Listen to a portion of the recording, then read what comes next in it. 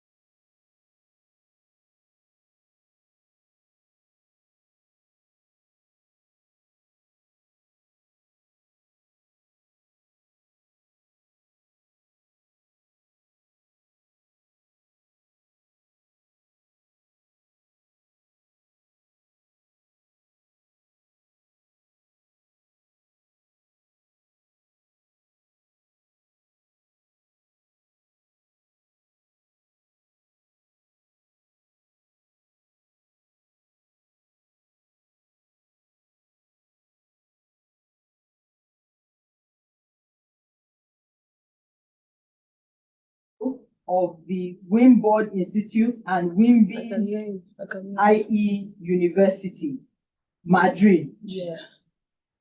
Executive Education Program for Women on Boards. She is a member of the Chartered Institute of Directors and the Nigerian Bar Association section on business law and NBA Women Forum. Yes. Abidemi is a qualified arbitrator from the Chartered Institute of Arbitrators UK. And outside work, she enjoys spending time with family, reading, music, writing, and movies. Ladies, can we have a warm round of applause? Please don't stop clapping. Please don't stop clapping.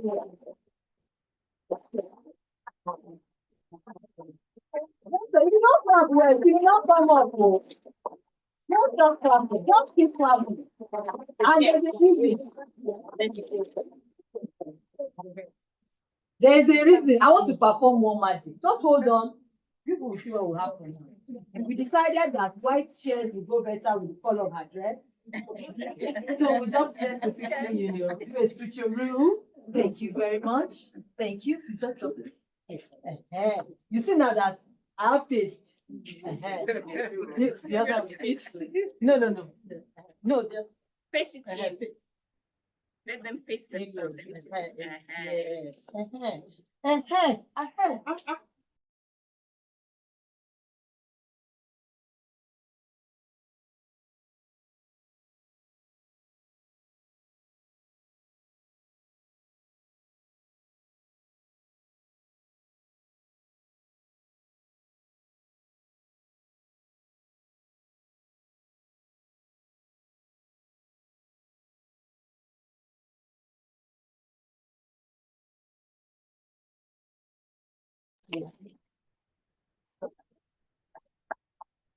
Thank you so very much, Mr.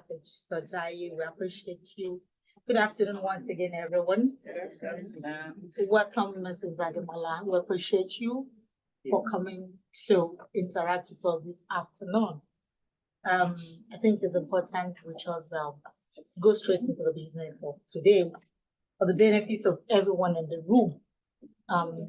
It's an opportunity for us to learn and drink from your world of experience. Over 3 decades as a lawyer, almost 3 decades, and as a company secretary for a very long time. You've done greatly well. Thank you. So let's, ma'am, how does implicit biases impact women's career advancement in law? Can you just All right. Please just permit me to say good afternoon, good afternoon, good afternoon, my chair, good afternoon to our delectable state lead as well, and to all the members of the Women Forum here gathered.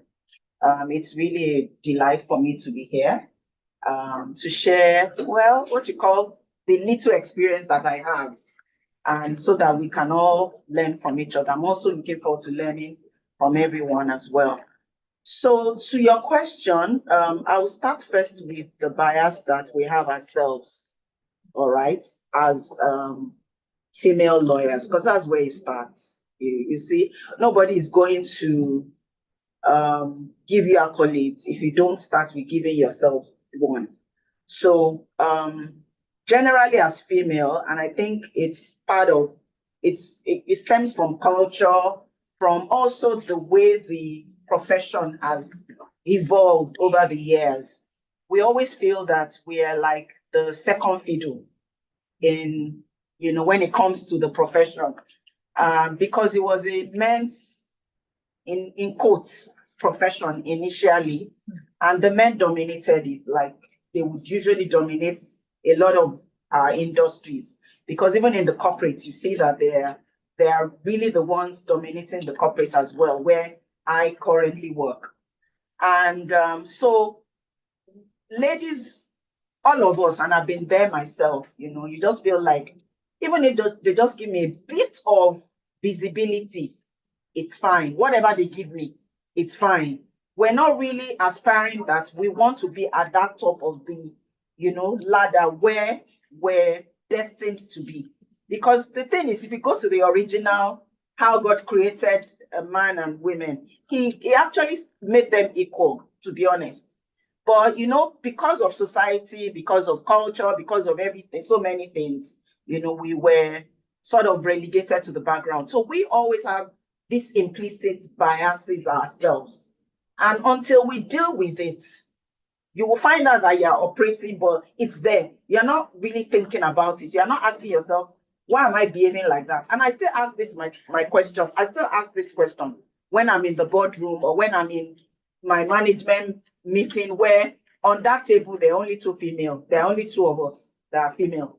So I'm like, everybody is saying their bit and talking about sales and commercial and things like that. But after a while, and I first started this at when I was at Unilever, I would just tell myself that, but I'm a consumer and I even know much more about these things that these men are talking about than they know. So why am I not saying something? So that bias, first of all, we need to deal with it, the one that comes from us. Because if we don't deal with it, it would unconsciously affect how we relate, wherever we are in our profession and all of that. So that's the one from us. Then the one that comes from the men or other people or other women as well, like I said, it takes a cue from us. That's the truth. People can pick up vibes about how you think of yourself. If you're not confident, if you're not well-dressed, and people always wait for, it's easy for you to talk about being well-dressed. You are very rich and you have this, you earn this salary and all of that. But I learned to be well-dressed from when I was very young. I would have to thank my mom for that. My mom had, these are clothes for going to school. These are clothes for going to church. These are clothes for going to staying at home. And so when we are going out, she dresses us up. She has 2 girls, my sister and I. She would dress us up. And obviously, I started picking up more when I went to law school. There were some classes, I don't know what they take now, but there were some classes around dressing. I don't know whether it's still part of the curriculum, but it was at the time of how you will dress, you know. So I picked up a lot of things, and then I look at, you know, female leaders that I admire. You know, somebody was talking about Mrs. Okorocha, for instance. You cannot meet her in a, you understand? Yeah, you almost feel like, does she do her hair every day? Does she, you understand? Does she do her nails every day? Does she, you know, but when you're around people like that, it makes you sit up, you know? So the point I'm making is still, it starts from you. And then, you know, when they now sense, when they pick up those vibes, oh, this one is not really confident, it's not really, then they start, you know. That's when you will say something, you say, it's okay, but we think this is better, and things like that, you understand? But if they know that, if they can pick up the fact that you are confident in yourself, there's a limit to how people will, you know, there are times I even I go to the airport, I was telling my husband that there are times that maybe I go to the airport, maybe I'm flying myself, and I'm not going to fly business class or fly first class or anything. I will get to that airport, and those guys will come and meet me. Madam, are you first class? Are you business class? And I'll look at myself. How did they pick up, you know, first class or business class? Well, it's really dressing. There's some people I see them at the airport and I'm alarmed that it's true, you are traveling, but you didn't need to look like this and things like that. So it always takes a cue from us. That's the message I want to land. Thank you very much. Thank you. Thank you. Can we also talk about challenges of work-life balance for women? Because, you know, as women and as professionals, we cannot overflow the issue of work-life balance because it's one major challenge that we face day in, day out. How are we able to balance? Okay. We are still balancing. I think that is something that we will continue to deal with as long as, you know, we're lawyers, because to be a lawyer is very intense. If you want to be a fantastic lawyer, you have to focus on studying, continuous education, so many things. So it's still something we have to continue to deal with, but I will just maybe share experiences. So when I was much younger in my career, obviously I was just focused on work and things like that. But after I got married, obviously I have to now tell myself that, oh, my attention now has to be it has to be split. So how do I split it?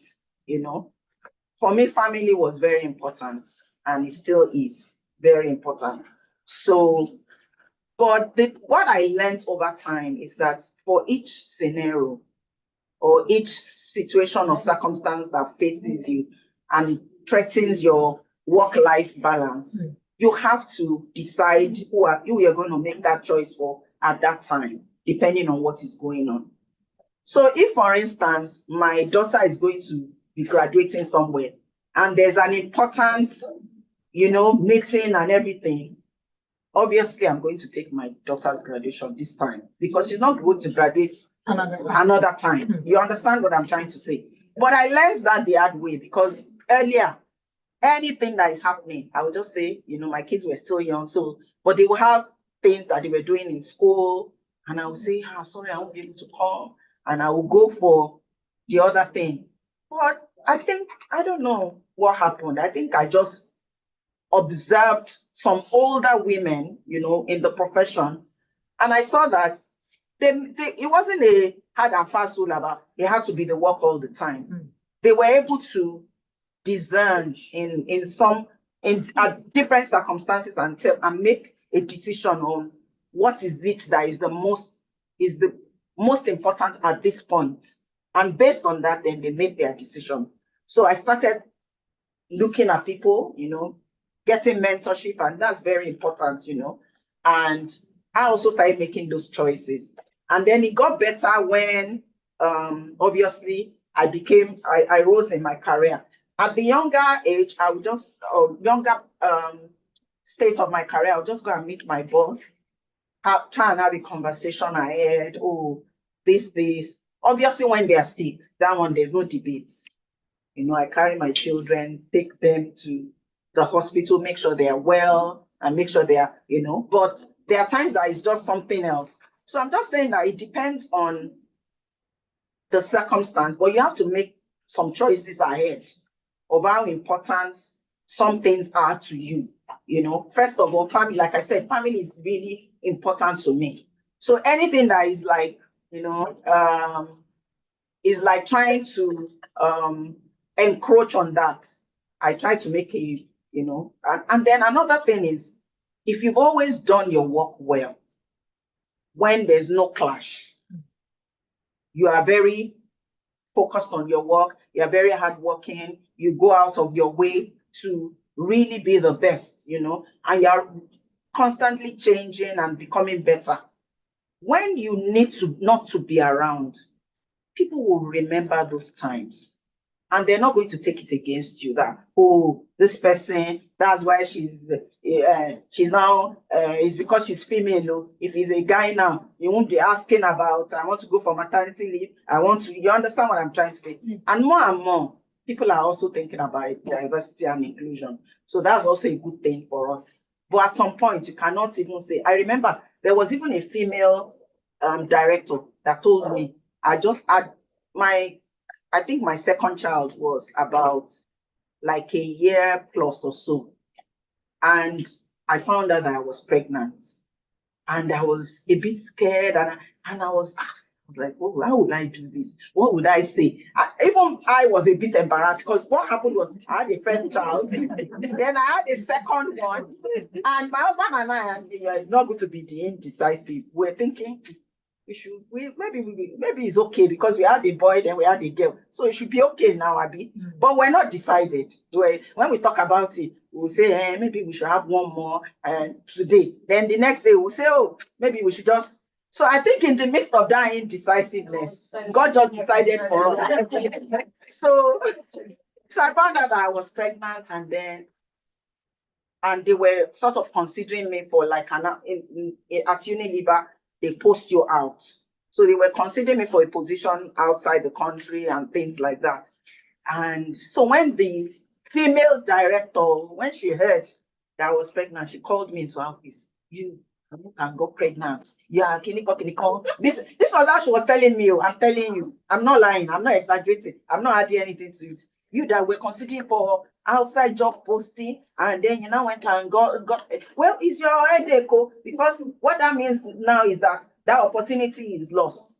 I just said, okay, man, I'm sorry, man, because I was not apologizing for being pregnant. I just said, I'm really sorry, man, but you know, it was not something I planned, but anyway, I'm thankful. And honestly, this boy is now 18. That's my last child. And I do not have any regret whatsoever that I had him. You know, so I just said I was sorry, and it looked like the opportunity was lost. But after that, I got more opportunities. I was able to, you know, do some things outside of Nigeria, you know, within my career. So what's the point I'm making? You make your choices, you do your work well, because you cannot be making choices if already every day, I have a headache. Every day, I cannot, you understand? They give you deadline, you don't meet it, Then when you now come with genuine reasons not to be there, it will be difficult to have that conversation. But if when there's nothing going on, you do your work excellently, by the time you come, in fact, I had bosses that would say, no, just go. You have to be there. You know, my son graduated in the UK in February, my first child, and my head of president for Africa was coming to Nigeria. I hadn't met him before. He was one of the people that interviewed me when I was going into Guinness. So it was supposed to be an important, you know, meeting for me to meet him, you understand? But when I told him that my son was graduating, I'd already bought, I said, Bidemi, it's fine. Don't worry, we'll have a session. We can do online, virtual, whatever, and things like that. And I was really happy. So I did my virtual, and he had come back to Nigeria since that time. I'd met him physically. Mm. But he was able to say that because he felt this person already, people were saying, oh, did she join? It looked like she had joined forever because the way you integrated into the business, the way you do your work, the way, so those are things that speak for you when, you have to make those choices. So Wow. Beautiful. Thank you so very much for sharing those personal, experience of yours with us this afternoon. Let me dwell into the issue of models, mentors, and sponsors, because I know oftentimes that, yeah, we all have role models, we have people mentoring us, but do we have people sponsoring us? People speaking for us in rooms, like the female director that you talked about. I felt what would have been her view if she was truly a sponsor. So how does the lack of female role models, mentors, or sponsors affect our leadership aspiration in the legal profession? Yeah, it does impact it negatively if it's not present. So we ourselves have to cultivate those relationships, you have to actively seek for someone to mentor you, or people. It doesn't have to be one person, because we learn different things from different people. So if they are not there, I would say that it would, because really there are many times that they are discussing you that you are not there. There was one day somebody called me from the UK. Oh, she called me from the UK. I said, recently, this is and we were having there was a discussion happening in the UK. I was not there. And your name was mentioned. She was going to have this international conference, and she was looking for a speaker and things like that. And then somebody said, what about this person? Even though I'd spoken for her in one of those conferences before, but she just felt that it was a validation. You understand? So there will be many times that we're not in the room and people are talking about us. And I am an advocate of, if you are the woman, you should be talking about the women in your team or in the wider organization in a way that helps them to go up, the ladder. However, there's a caveat to that. We can't just say because you are female. And I think I was talking to my chairperson just before, and she said something, I don't like quotas. And it's true, I don't like quotas too. I don't want to be on the table only because, the only reason is that you are a woman. Not because they are not thinking that you know anything. Because if that's the only reason why you are on that table, they will put you there. But when you say something, they'll just say, okay, they won't listen to you.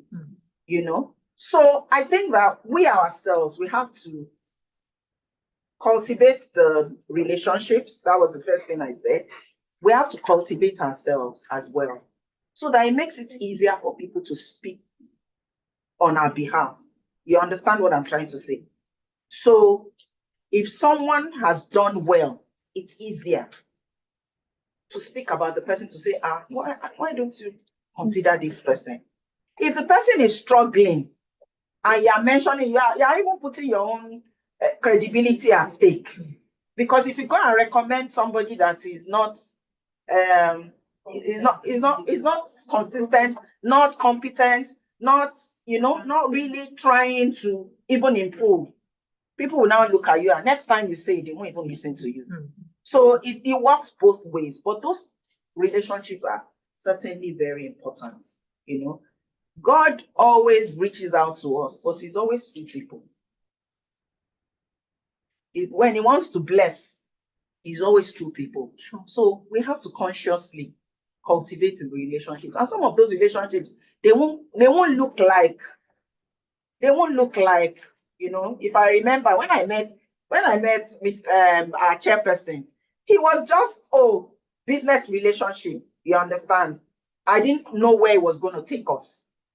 So, but if you cultivate it, you appear, when you meet the person, you leave an impression that makes the person remember you when they are speaking, when they're having a conversation. The person can say, and I met this person, and she was this, she was so good, she was this, she was that. And so everything lies with us, but also those people to talk about us, our mentors, our sponsors, they are very critical. But we have to go after it. We have to go after them. We have to cultivate the relationship. We have to cultivate ourselves such that they feel confident, to sponsor us.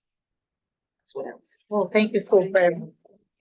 Let me quickly add this to what Mr. Ademola has said about the usual sponsors, mentors, because I know that we do not need to be a pest in the face of our mentor. We need to be positive. We shouldn't be it shouldn't be the mentor that will be dragging us. I think we should be hungry for knowledge. Today, like I said earlier when I was giving my opening speech, I'm a product of mentor, I'm a product of sponsor. Gratefully, my sponsor is in the room. My mentor is in the room. Professor Folike. So because there is no room she hasn't had, the opportunity and enjoy that grace of when my name is being mentioned in that room to say, oh, Folke will do it. And therefore, that's why we said it's important, our mentors, our sponsors, and because we should be hungry for knowledge, not we sit back and expect our mentor or sponsor to come drag us. I know if Mrs. Ademola hasn't put herself forward, sincerely today she won't be in this room because she's someone I admire so much. And I look, forward to having this conversation with her.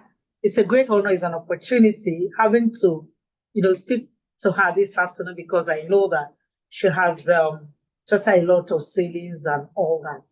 Thank you so very much for your experience this afternoon.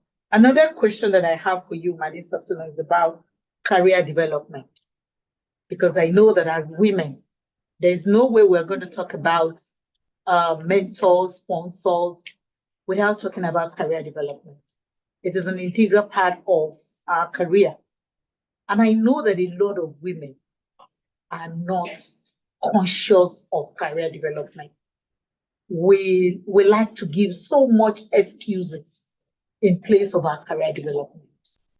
How have you navigated that journey? Thank you so much. I think I saw a poster a while back. It was in our learning center at Unilever very early in my career that says that continuously learning, that's how we go. And it has never left me. So I must have seen this over 25 years ago or so, but it stayed with me. And I know that there's no end to learning. Even as I am, I'm thinking about what am I going to do. So I'll just give you an example. Last year, when I left Unilever, I left to start my firm and everything. And my husband said, take 6 months. Don't do anything. Because you want to, I just take 6 months. Don't do anything. I said, 6 months? I don't think so. So eventually, reluctantly, I agreed to 3 months. I traveled. I did a bit of, but even then, I started talking about I'd been working on my firm anyway, but I now brought out all my documents and everything. And then I told myself that, but there's something I've been wanting to do. This Chartered Institute of Arbitrators exam, that I've been wanting to do it. I just looked. Fortunately, I still was within time to register for it. So I quickly registered and did the exam and passed it. And when I look back, and I'm like, even that period wasn't wasted for me because I used it for something. All right. So what I would say is, and this is not like you have to do a course, that's not really what I'm saying. I'm just saying we have to keep learning. We have to keep, wherever, we are in our places of work, we have to keep learning. I was still talking to somebody in my team that when I started my career, we didn't have laptops and everything. Maybe one or two people had computers. So when I wanted to write, my boss would say, go and write a letter. And I will write the letter. And when I write the letter, then she will now bring a red pen and be crossing things that I had done wrong. You understand? Written wrongly and everything. And I told myself, I said, I don't want to be saying this red pen on my letters. What am I going to do? So anytime she corrected me, I will go back, look at all the reds there in that letter and tell myself that I'm not going to make this mistake again. So it got to a point that when she started correcting, when I take a letter to her, she'll just say, it's fine. Don't go and bring it. I'll just sign it. Go and, you understand what I'm trying? Go and print it. I'll just sign it.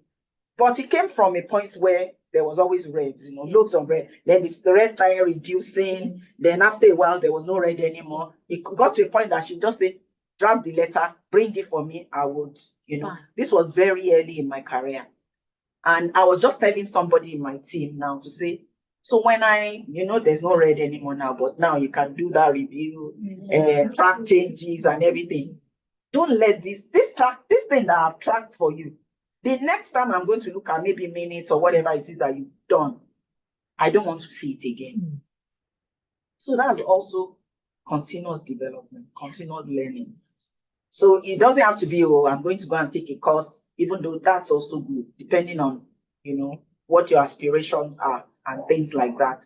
But I'm just saying, just that mindset of, and then I read a book called Mindsets. Please, if you haven't read it, please read that book. It's a book that just tells you, because sometimes we always say, this is how I am. That excuse of, I'm quiet, because I'm normally quiet too. I'm an introvert. We've done the personality test many times, and I'm normally quiet. But when you see me in like a boardroom or management meeting, I'm not quiet anymore. Because I've learned that the fact that you're naturally quiet does not mean that you cannot learn how to speak. You remember when we used to do debates in school? There's some people that they are natural debaters. When they call them, they will go up and say, my name is Kirika Kirika. This is I'm here to say that something. And there are some people like that. Yes, But there's some people that you will never find them there. They're always running. However, innate in those people is also the ability to be excellent debaters. Yes. Like those other people that it looks like it's natural for them. Yes. But if you don't cultivate it, if you don't grow it, if you don't develop, the thing will just be there. And you tell yourself that, oh, this is how I am. So that was the one thing I learned from that book. Please buy it. Mindset. It's a very good book in the sense that my son was one that gave it to me. And I sat down and read it out. There's nothing about, this is how I am. So I can never change. There's nothing like that. You can change. Whatever you want to become, you can become if you put your mind to it. If you put effort into it. There's something about habits. I was talking to myself recently. I just found out that I was doing something by habit. And I told myself that habit is so powerful. But you have to cultivate it. If you don't cultivate it, it won't come naturally to you. There's some things now that are natural to me. People know that, this is how she would do it. But it's continuously doing it. Sometimes we will make mistakes. So don't think I'm not somebody that makes mistakes. So I do. That's not what I'm saying. If we want to be honest with ourselves, we make mistakes along the line. We make some poor choices. We make some, but you get up immediately, learn from that mistake, and know that next time it will not happen this way. That's one way you've learned as well. So that continuous development mindset is in the mind. The mind that I can change, I can become better. I can become a better version of me. Not necessarily saying I want to become somebody else, because we're created differently for different purposes. So I learn from people, but I don't want to be Mrs. So, but I know that there's some things I will learn from her that I would add to the kind of person that I am, So that's. Thank you. Thank you so very much. Thank you. I think let me move to the issue of inclusion, the inclusion culture, because I realize that it is an integral part of also development. Because, and my question will go this way: how can law firms or legal departments, where I know that you have worked for years. Create an inclusion culture to foster female leadership. So I think it starts with recruitment. That's the first thing. When I know that more and more organizations now, they are creating room for women. When I first started practicing, law firms, they don't like hiring females because they say that at some point in your career, you will go and get pregnant and take maternity leave. Even the 9 months that you are pregnant with, they are not sure that you will, pregnancy affects people in different ways. There's some people that you won't even know until they have, until you see the tummy. But there's some people from day one that they are not even showing. There's a way that the thing will affect them, So men didn't used to want to employ us females in law firms, even though I had a very good man that employed me in his law firm. So there were some men that didn't mind. But more and more now, people are saying that women have a lot to bring to the table, by design, the way we've been created by God. We bring color, we bring so many things into a place. And they are finding out by research, by development, by whatever means, it's becoming more rife now.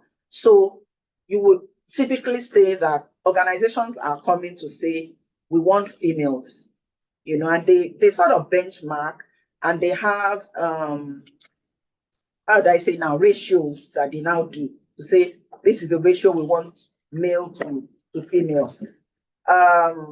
And for me, I just realized that some females are taking that to mean that they will take me whether, because I'm a female, whether I'm good or not. That's not what it means. It means that when you have two candidates, one is a male, one is a female, and both are performing at the same level, we'll pick the female. That's what it means. So Yes. it doesn't mean that, no, because you're a female, you've done awfully in the interview and they will just take you. So I think the recruitment, they're helping us more now, but we have to be qualified. We have to be ready, for that opportunity when it comes. So that's one. Secondly is that in the growth of the department, and I have learned that to also look out for my female team members. I want a good balance, but I look out for my female team members more and more now, Something that I've also learned is it didn't come naturally, because sometimes also, we are not really putting ourselves forward as sponsors or as mentors, but over the years, I've come to realize that if nobody, I cannot leave it to the men to help the women. As a woman as well, I have to help them. So I'm more conscious about it. I give them opportunity when there is, I give them a chance. I speak up for them and things like that. I've had, I've had challenges in that process, but it's not going to deter me from doing it. If tomorrow I'm in another job or in another, or even in my own firm, when I want to be able to continue to help females, because I believe that there's so much in us and we've been disadvantaged. So if anybody is going to bring that advantage, it has to be us, So that's one of the ways that I do that. I encourage them. If they have to go on maternity leave, I support them. There was somebody in my team that was, she had waited on to have a child for a long time. And I kept encouraging her to say, don't worry, it will happen. Then she came to me and said, well, she's thinking of adoption. So I spoke to her and I said, I'm happy, but make sure you get your husband on board. Because the husband wasn't going to do it. So she was going to go ahead. I said, no, don't do that. Get your husband on board and things like that, and let him know. So I gave her stories that I knew of people that adopted, and God still gave them their own children. Now, it doesn't foreclose you having your own children and things like that. So this person, and then fortunately in my office at that time, they were giving some kind of leave. They will call it maternity leave as well. Even for you, if you're adopting a baby, for instance. So I made sure she got everything, all the things that she needed to get. You know, people were saying, but she has nothing. I said, no, this is what the policy says. Please, we are the ones that put this policy down. Let's make sure that we follow it. So she got all the benefits that she needed to get. Went for the adoption, adopted the baby, and a few years after, she had her own twins. So till today, she has of course gone to become head of legal in like ×2 in some places, and now she's currently out of the country, and we're still in touch because she never forgot it.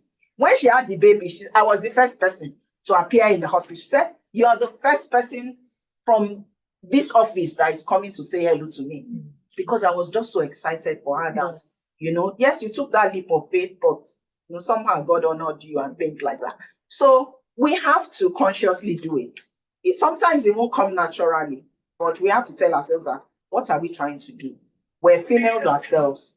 Who is going to support this person if we don't, you know?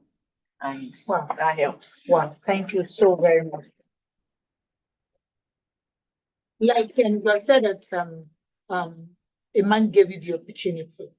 When I said that, I know some law firms in these Lagos, big law firms, that don't employ women.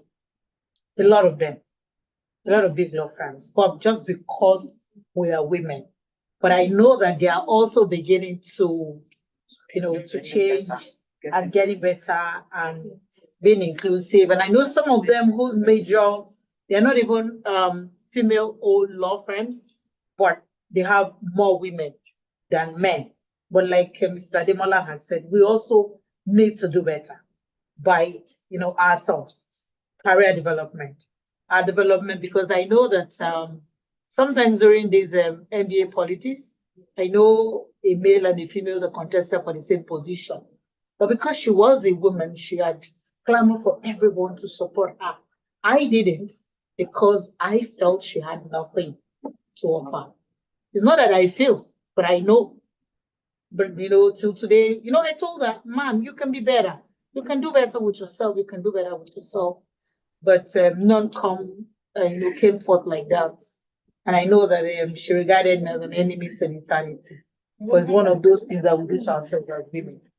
You know, we don't like to listen to the truth ourselves. And that's an essential part of things that we need to, you know, listen to.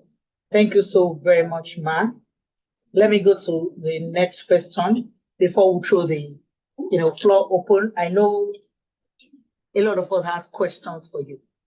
A lot of questions, but we can do that. Let me say that, what trend are you seeing in the legal profession that could impact the advancement of women?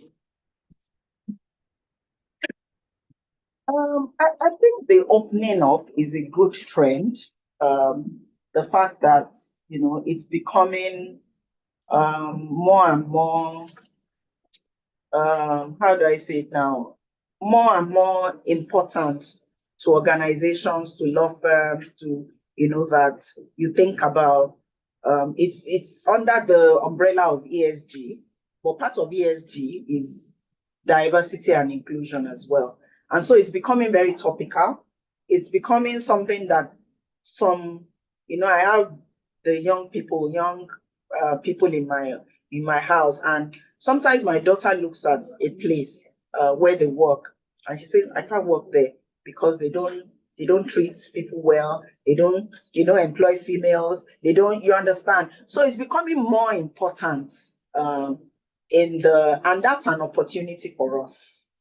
You know, I know we've talked about it, but we cannot belabor the points that we have to be ready for the opportunity. So I think that's one trend that I see. Another trend that I see is that, you know, more and more, we can also see women that are more, I don't know how to explain it now, that are forging ahead and investing in themselves. That's a good trend as well. And, you know, I have, out of my 3 children, my daughter is in between, but I felt that she was the first person to mature in that, out of those 3 people. And when you say it, I've also seen with my friends as well, where their females are just, I just had a friend whose daughter just came out with a first class from King's College in the UK. And I know the struggle she had with her son. So there's also a trend that I see where females are, because they mature quicker and everything, they're also, maybe before we just didn't have the opportunity to be seen. So that opportunity is there. But more and more now, females too are like rising up and having ambition to be leaders, to be at the top. And that's a good trend as well. Before, maybe you prefer to say, the place is like, I think it was Mrs. Okorocha that was saying the other room, or you don't want to do much. As long as you're just earning a bit, it's fine. You don't think that you can own a business, you can own a law firm, you can be a professor, you can be because this thing is everywhere. But more and more, I think the women are understanding that the potential that they have, and they are owning their skills and their experience. And so they are also being considered for more opportunities. That's also a good trend that I see. And I think that it's just our time is here and now. We just must take that opportunity and fly, and utilize it. Thank you so very much. Thank you. Okay, on this trend, let me say that in all of this, how can legal education better prepare women for leadership roles? Aside from all these that we do, we go to the university, we study law, we go to law school. What is your view on what legal education can better prepare women for leadership roles? Yeah, I don't know too much about what the curriculum is now, but I know that I have attended some continuous legal education webinars and everything that I found them very useful. So, but do people avail themselves of those things is one thing you have to ask yourself. We're all very busy.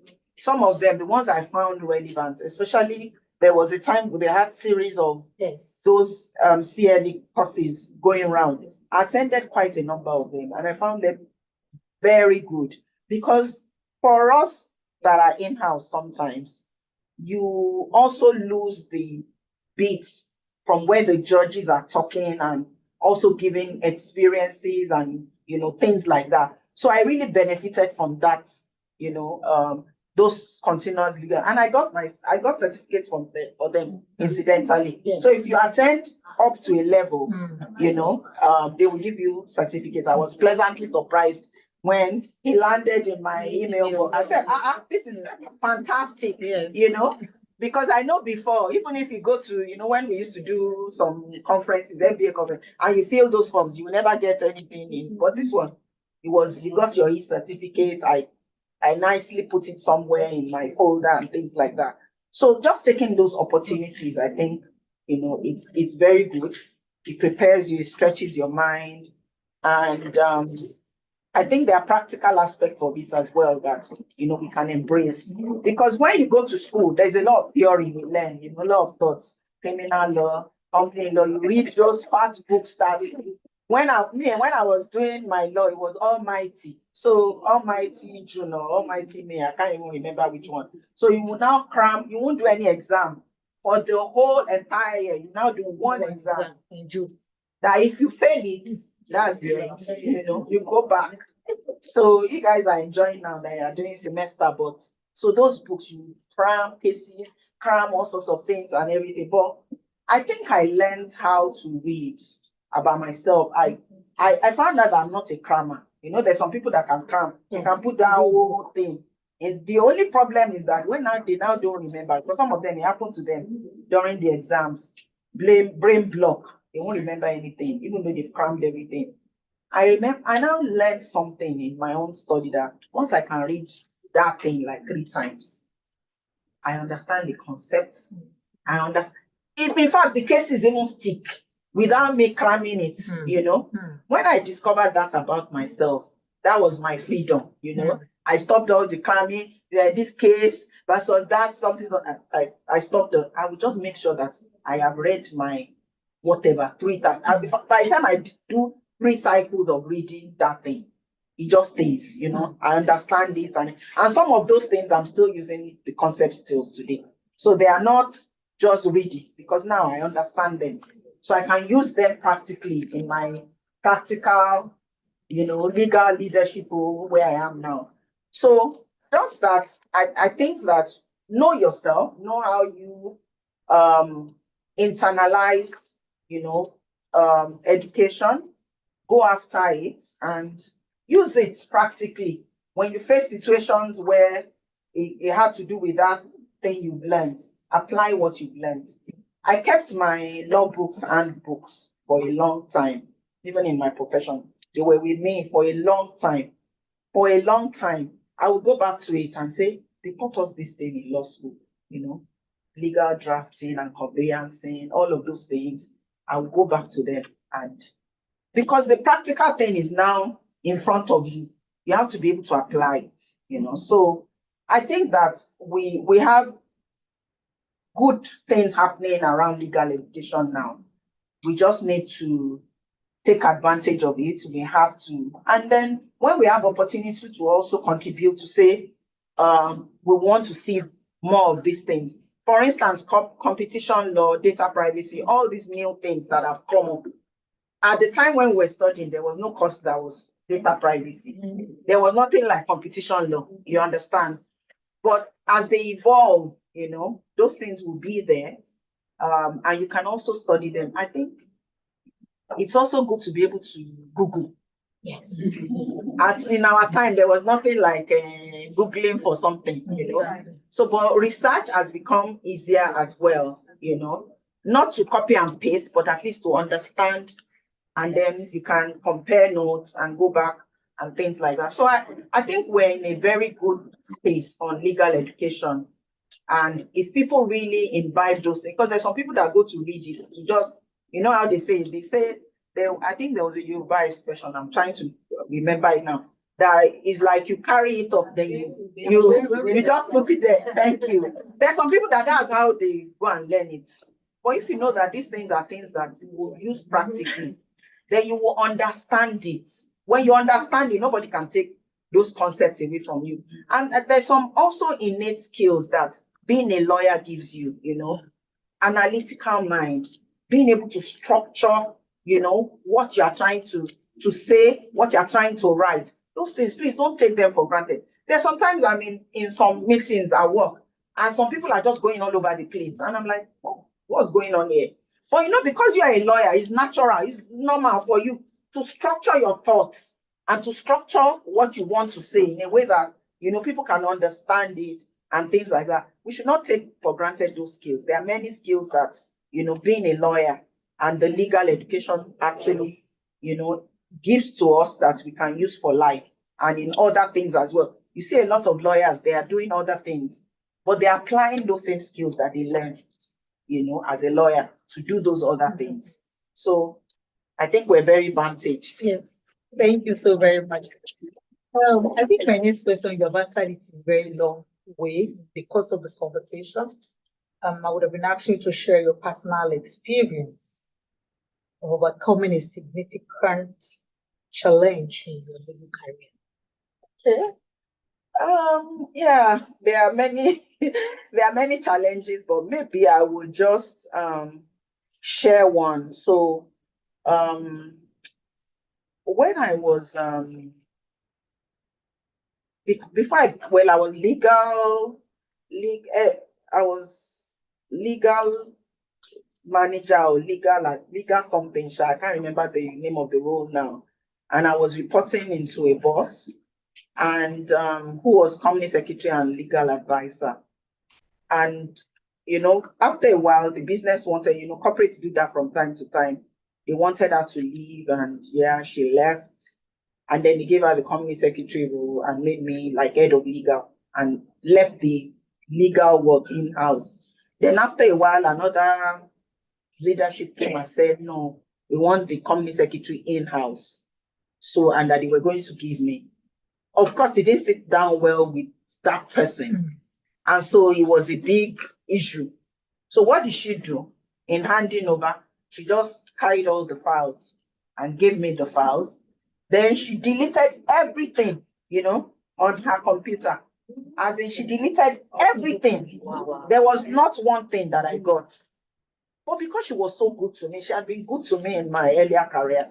I understand how she was feeling. She was feeling like, oh, they're asking me to go and they're giving you. So I kind of empathized with how she felt, even though I would not do it, no matter how angry or upset or whatever, I would still want to leave a legacy. And thank God, when I left my former work, I had a lot of things to leave for them. I left all my folders. I copied the one I wanted, but I left everything for them because I feel that that's one of the things I can give them as a legacy. So, but this person deleted everything. So there was no soft copy, there was nothing. There was no soft copy of minutes, no soft copy of anything whatsoever.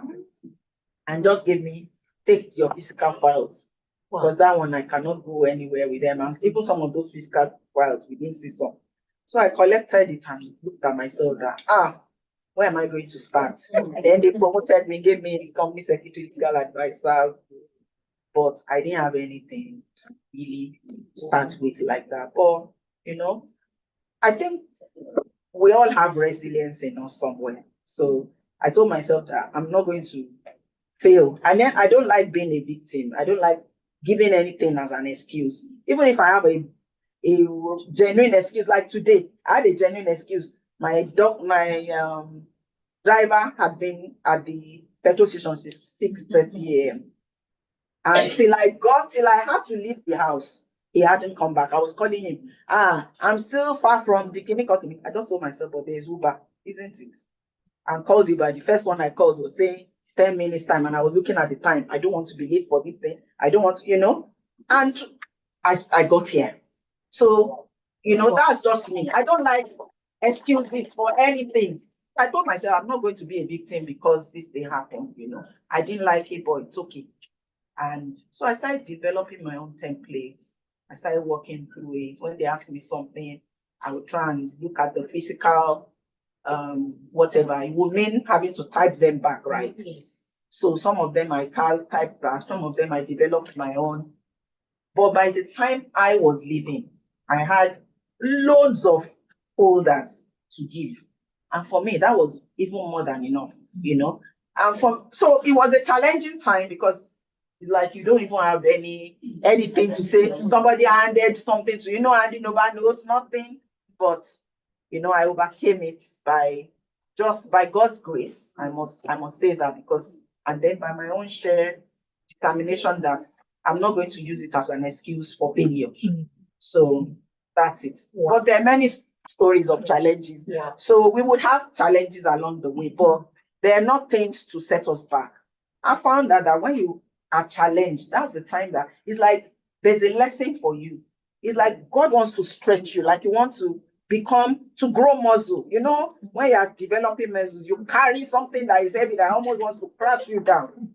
Those have been how my own challenges have been. I've had many of them, and I don't think I'm done with having challenges in this. There's no life without challenging, but you just have to tell yourself, what am I going to come out with this challenge? And it is what you determine that, and how you respond to it that determines how you come out. Wow.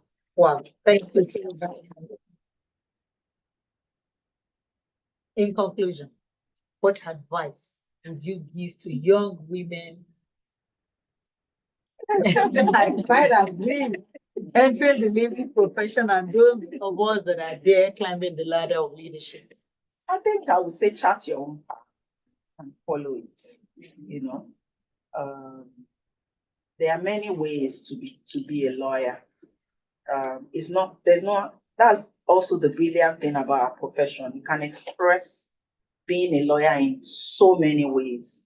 And whatever it is that you feel, how you want to, you have professor, for instance. Thank you, ma. You have professor, you whatever it is you want to become. And then chart that course. My dad gave me Learning the Law in 2017. I still have that version of the book. The exact one he gave me in 2017. No, I said 2017. 2000 and 2007 or so, or 2000, is it 2007? It's 1997, sorry, 1997 when he gave me, and I read there that there are many opportunities for lawyers. You know, you can decide how you want to express your the legal profession. You want to where you want to chart your own course, and then follow through with it. If it's that you want to become a justice, you find out what it takes, you know, to become a judge, and then you go after it. You build the skills, the education, the experience that it requires. You build the connections. You know, we talked about mentorship, sponsorship. You can't say you want to become a judge and you don't, there's no judge in your mentorship panel. You understand what I'm trying to say? Yes. So you just do, if you want to become a professor, the same thing. If you want to become whatever it is you want to become in the legal profession, you know, there's no limit. And so that's what I would say. Wow, find your path and follow it. Thank you so very much for this beautiful conversation, because we've been able to dwell a lot into your private life, knowingly and unknowingly, in this few minutes that we've been able to have this conversation with you. We're going to be having a Q&A shortly, but I would like us to do a small break while we take some group photographs, because the chairperson of the Women Forum wants to take her leave, and quickly We have another meeting. yes, The patron. yes, we have another meeting with the Yes, patron so I for 4 don't have o'clock, to- but she has to leave, but we need to do that before we do our Q&A, because I know that, is there no question for plenty. Mr. Ademola? I know we have a lot of questions for her, but like let's do like 5-10 minutes, and we would we'll be back shortly for the Q&A. So we'll do a photo session and few awards. We have some few awards to give before we continue. Thank you so very much. Thank you all, everyone. I'm sure we've been having a great time so far. Round of applause for our discussion. So please, just very quickly, the order of photographs. The chairperson, please. I think this is a beautiful backdrop, so we can use that. Please, ma'am. Stage lead. Okay. So we can just take the photographs very quickly. Please, in the meantime, there will be a short break. We'll be serving some small, I know that, me. I did not eat before I left.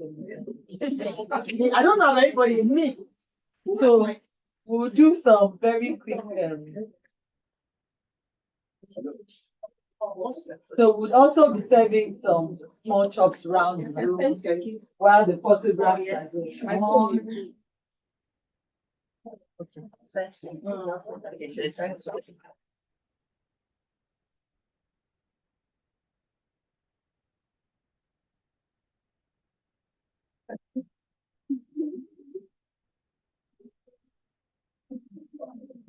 While this is going on, we must recognize the presence of Professor Foluke Dada.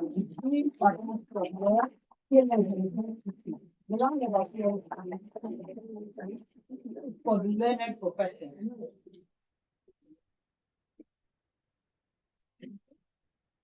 Okay, join us.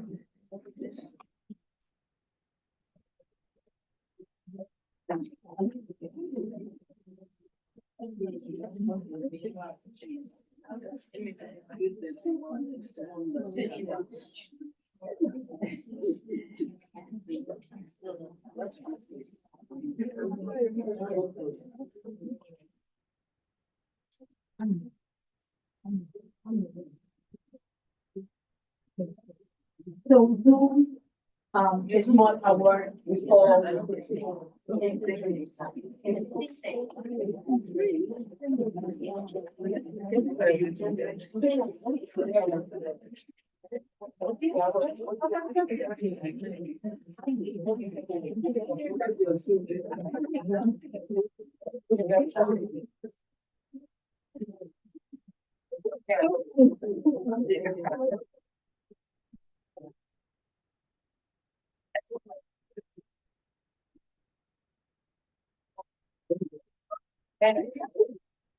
Thank you so much for so many markets.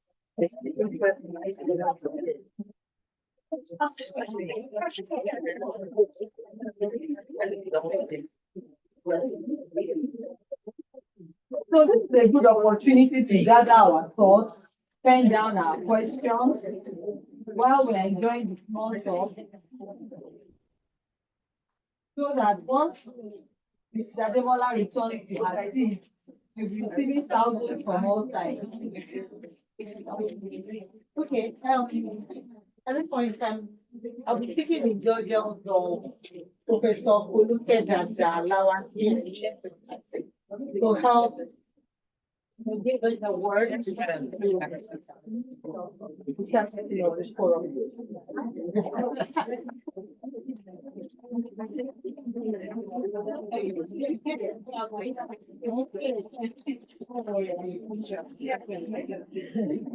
All right.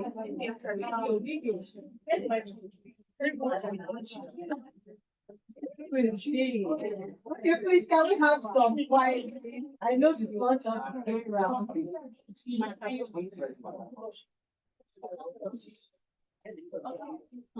Take time when you're ready.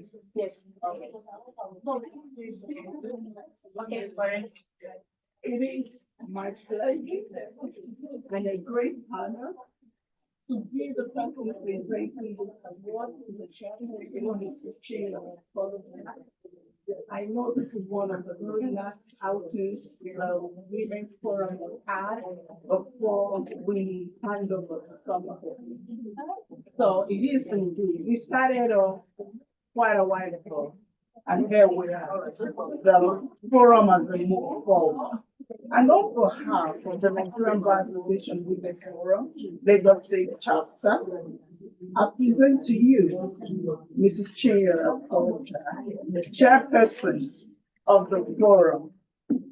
This plaque in recognition of your invaluable contributions to the Nigerian Bar Association Women's Forum, especially the Lagos State Chapter, and the development of the female lawyers in general. We present to you this plaque. It's something we know you will cherish, and in your future endeavors, I wish you congratulations. Round of applause, please.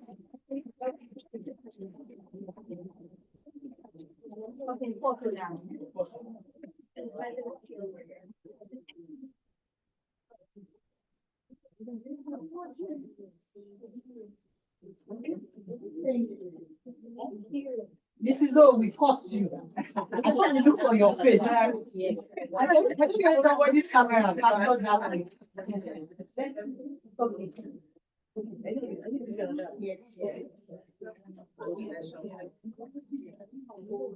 Thank you so much, Professor Ojagba, for the award presentation. We are most grateful, ma'am. Thank you so much, Mrs. Chinyere Okorocha, for everything that you do.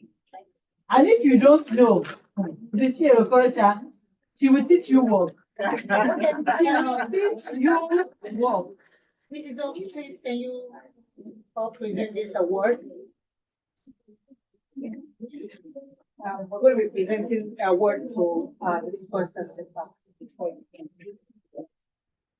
So the next award goes to our discussant, Mrs. Bidemi Ademola. A round of applause, please. I go to the backdrop to receive the award. On behalf of the Nigerian Bar Association Lagos State Chapter, it gives me great pleasure to present you with this appreciation award. for sharing your knowledge with us today as a discussion on the topic overcoming challenges and fostering female leadership in the legal profession. Thank you so much for your time and for your dedication. And just in case it wasn't clear, Mrs. Abidemi is actually the deputy head of the Corporate Council Committee under the NBA Women Forum. So she will be one of them. Congratulations.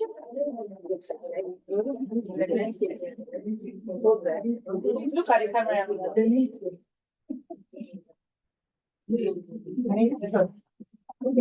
Also, it's small.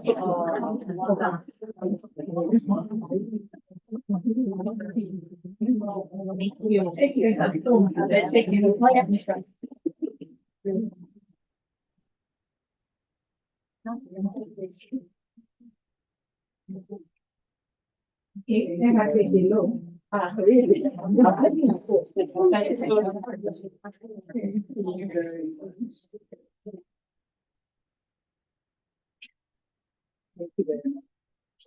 So we continue your work after.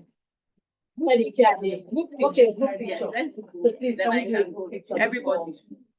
So let's go with some chairs in front and then everybody. Yeah. Okay. The small chairs. That's there's another part. The wall doesn't make it easy. Can we do it there, ma? The wall doesn't make it easy. And but because of that AC, the space is small. Here is better. Okay. Please come out, everybody. That's how we do it in all the states. So let's do Lagos side. We need a row of chairs in front.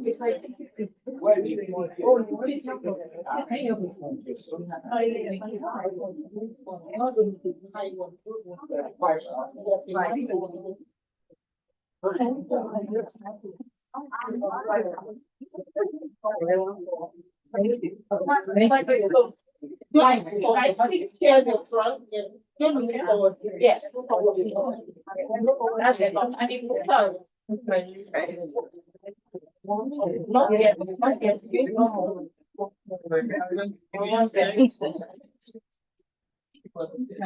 Yeah. Please, everybody, let's be quiet. This is it.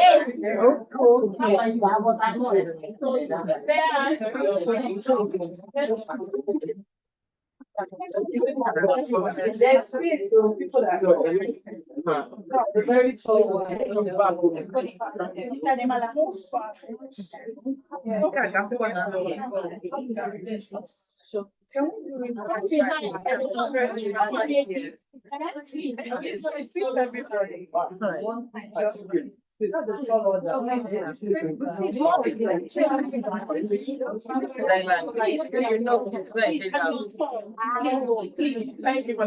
Yes. Move back,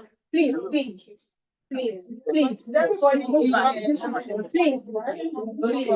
Please. No, you're okay. Please, this way. Sorry, move back.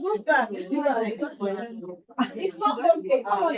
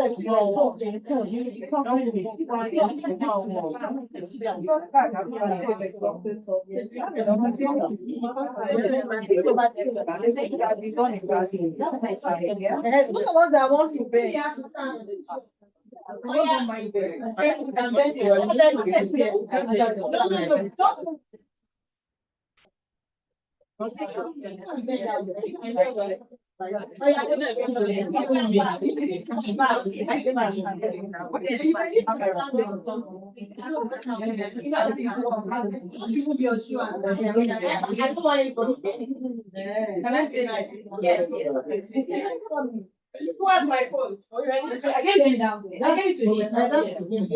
Please use your phone as well. Please drop your bag. No more bag.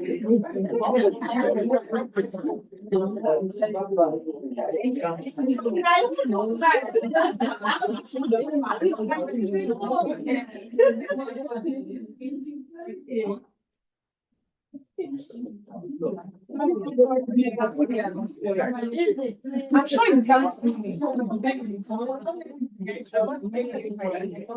I'm married No, thanks. Yeah. No, thanks. Yes. Stand.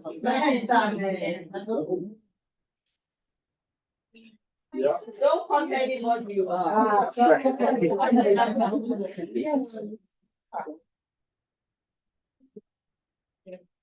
Hold on. Nicole. Who comes serious for now? Who comes?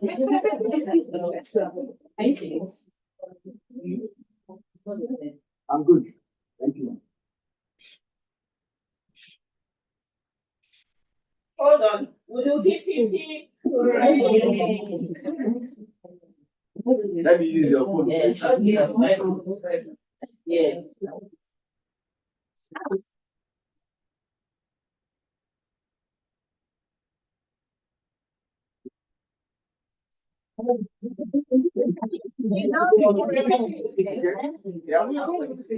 Yeah, so pick them how you like.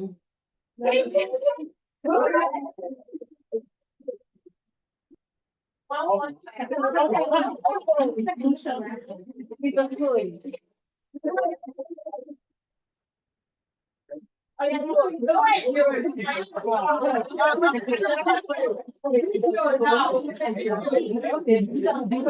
In the video, forgiveness for empowering Christian lawyers.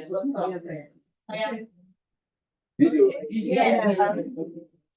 God no. No. One frame. Just one frame. Don't cut anybody. Get us all at like.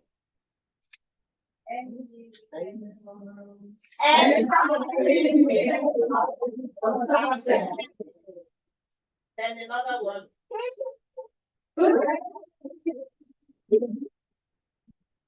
How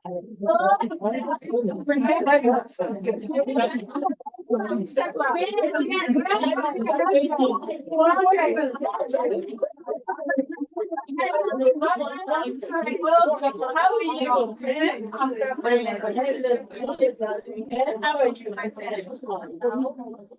How are you? Feel like So the break will continue for another 5 minutes before we resume the Q&A. Okay. Yes.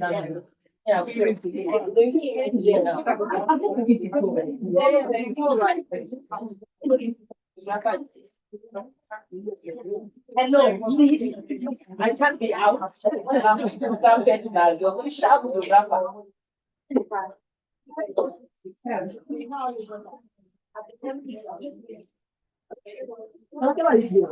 don't know. Come on, answer this picture.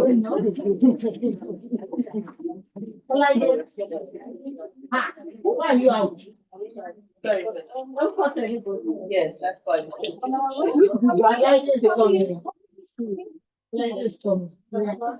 I can't see you, madam. Turn it. After this one, take grandfather.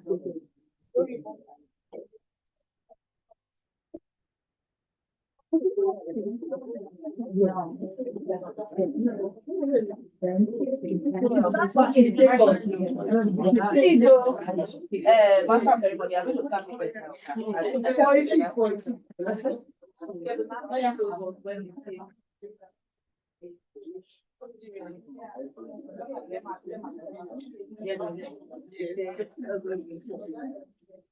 Members of NBA Ikeja branch. Yes, yes, let's take our picture now. Members of NBA Ikeja branch. Please, yes, thank you, please go. Oh. At least now. Members of NBA Ikeja branch.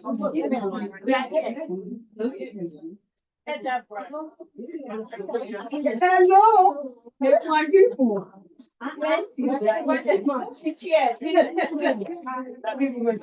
What of Lagos branch? Lagos branch is there.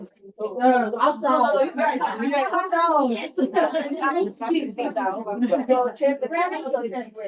It's okay. We are working on it.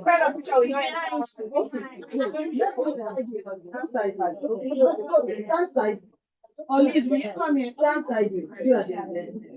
Please, let me go this way. This way. Are you excuse me?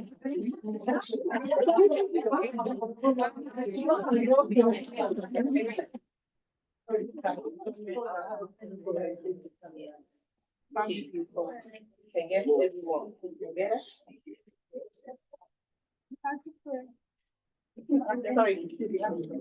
Sorry.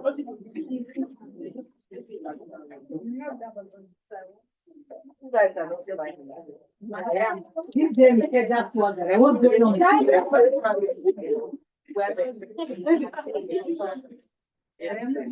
Lagos branch.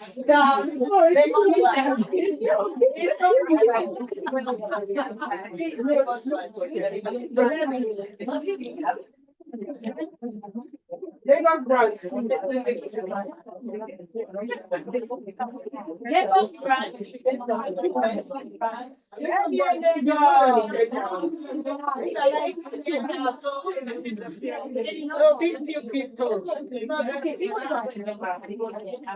Also a member, don't start.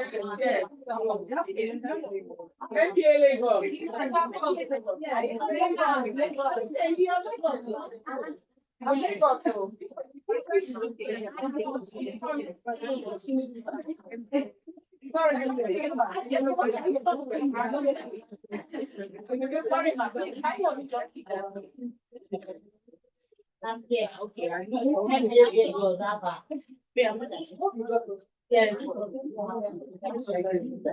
Okay, please look at it. Are you coming to?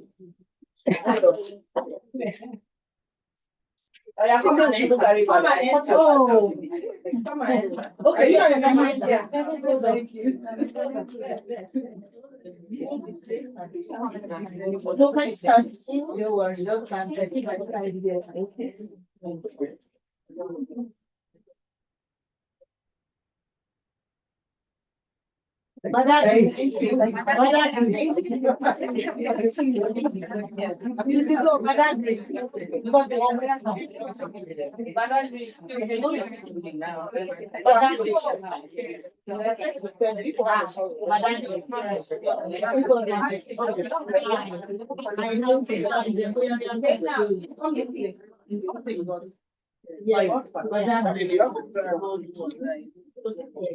Thank you. My Badagry people, they always represent support.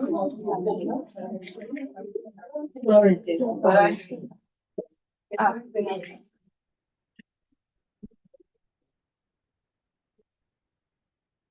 Thank you. Badagry. Who wanted it? Yeah, PUC lawyer. Yeah, thank you. Society and So some of you that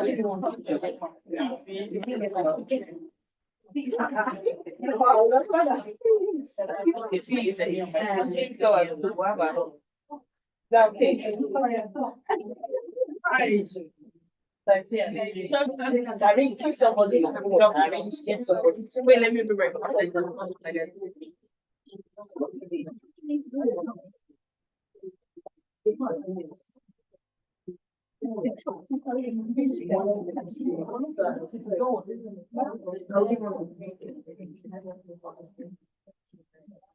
Our online members, sorry, I hope they can hear us.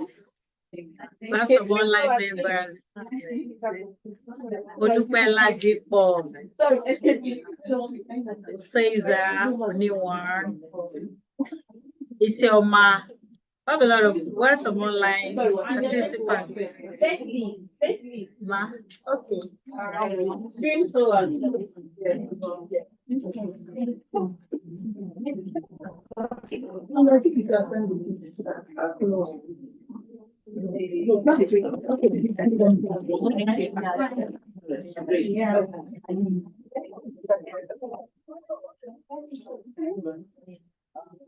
Thank you. Thank you.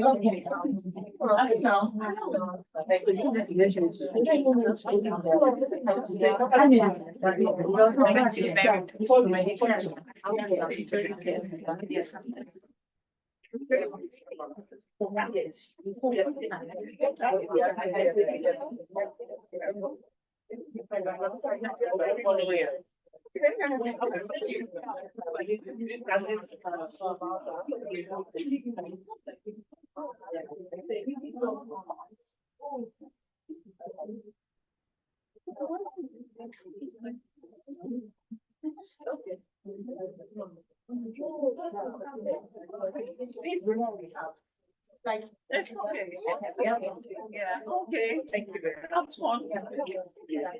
Okay, bye. I hope everybody's coming for MBA annual. It's going to be amazing. At AGC, so please plan to come. AGM, Women's Forum. Okay?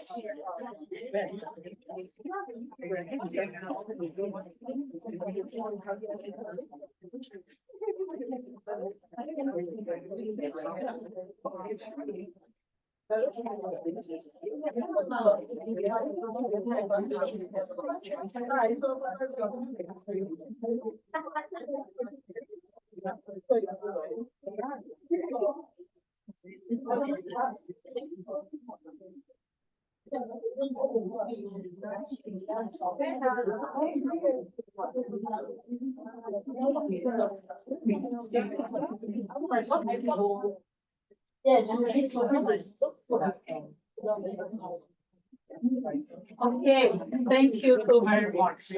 Can we do an Q&A? This is the A. Can you please? Thank you. Bye-bye, Q&A. Briefly, before we begin our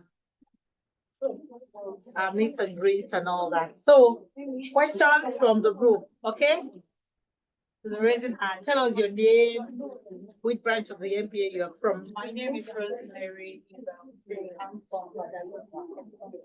Thank you, ma'am, for this great section. And I must confess that you actually make me push ahead.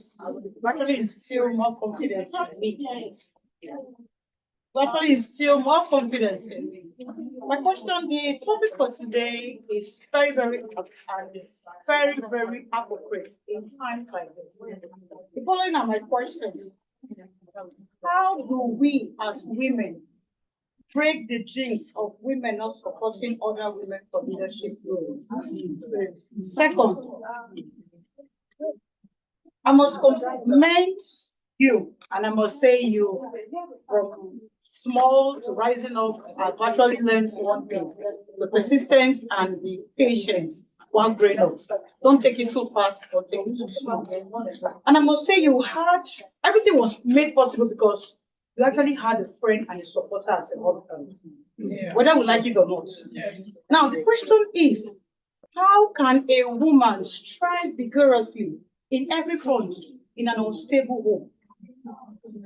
How can a woman, or how can a woman for leadership roles navigate her role in an unstable home front?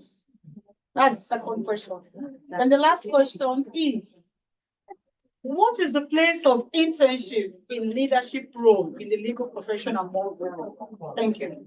Thank you very much. Thank you. Take all the questions. No, let me take This one. because she has loaded one. Yes, loaded. Okay, how do we break the jinx? I think MBA Women Forum is helping, to be honest, you know. Once you're a member of MBA Women Forum, you know that you have to support the other woman. And I know that we always think about it about the older person supporting the younger woman, but there's also the bit about the younger supporting the senior as well. Because many times we're always looking for, especially when you're in leadership positions, you're looking for people to support you, people to help you. And sometimes younger women don't want to do that. They just look down. Well, not that they look down, but they feel that, I don't know whether it's jealousy. I don't know whether they just say, is it all about her? I've had people talk about me like that. That is it all about her? Why is she the one that is, you know? They forget the times that you stood for them, the time that you've spoken for them when they were not there. You understand? So it has to go both ways. I believe that older people in the profession, older women in the profession, we should support the younger people coming up, you know. Absolutely. They need our voices. They need us to speak for them. They need us to guide them also.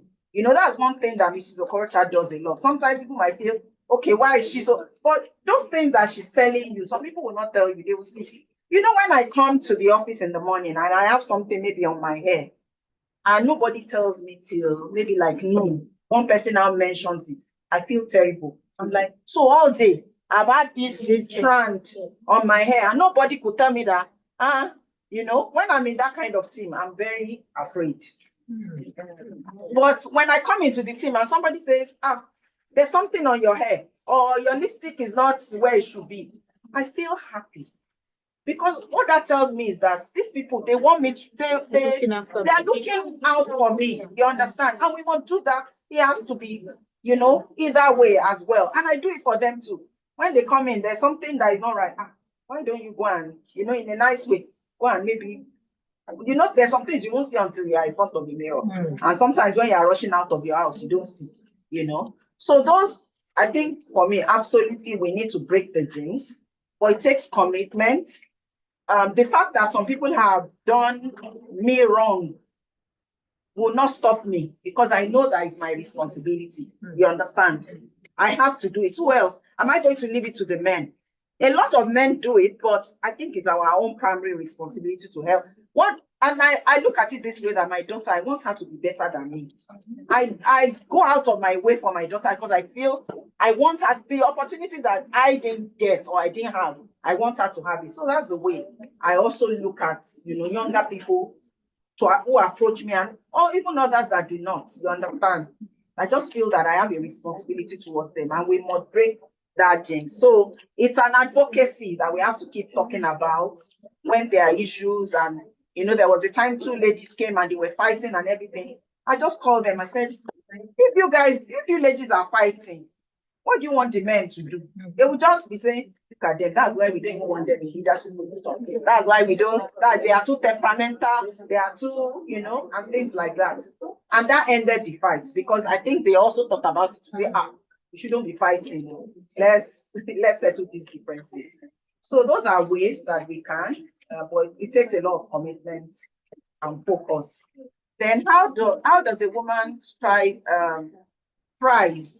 in an unstable home?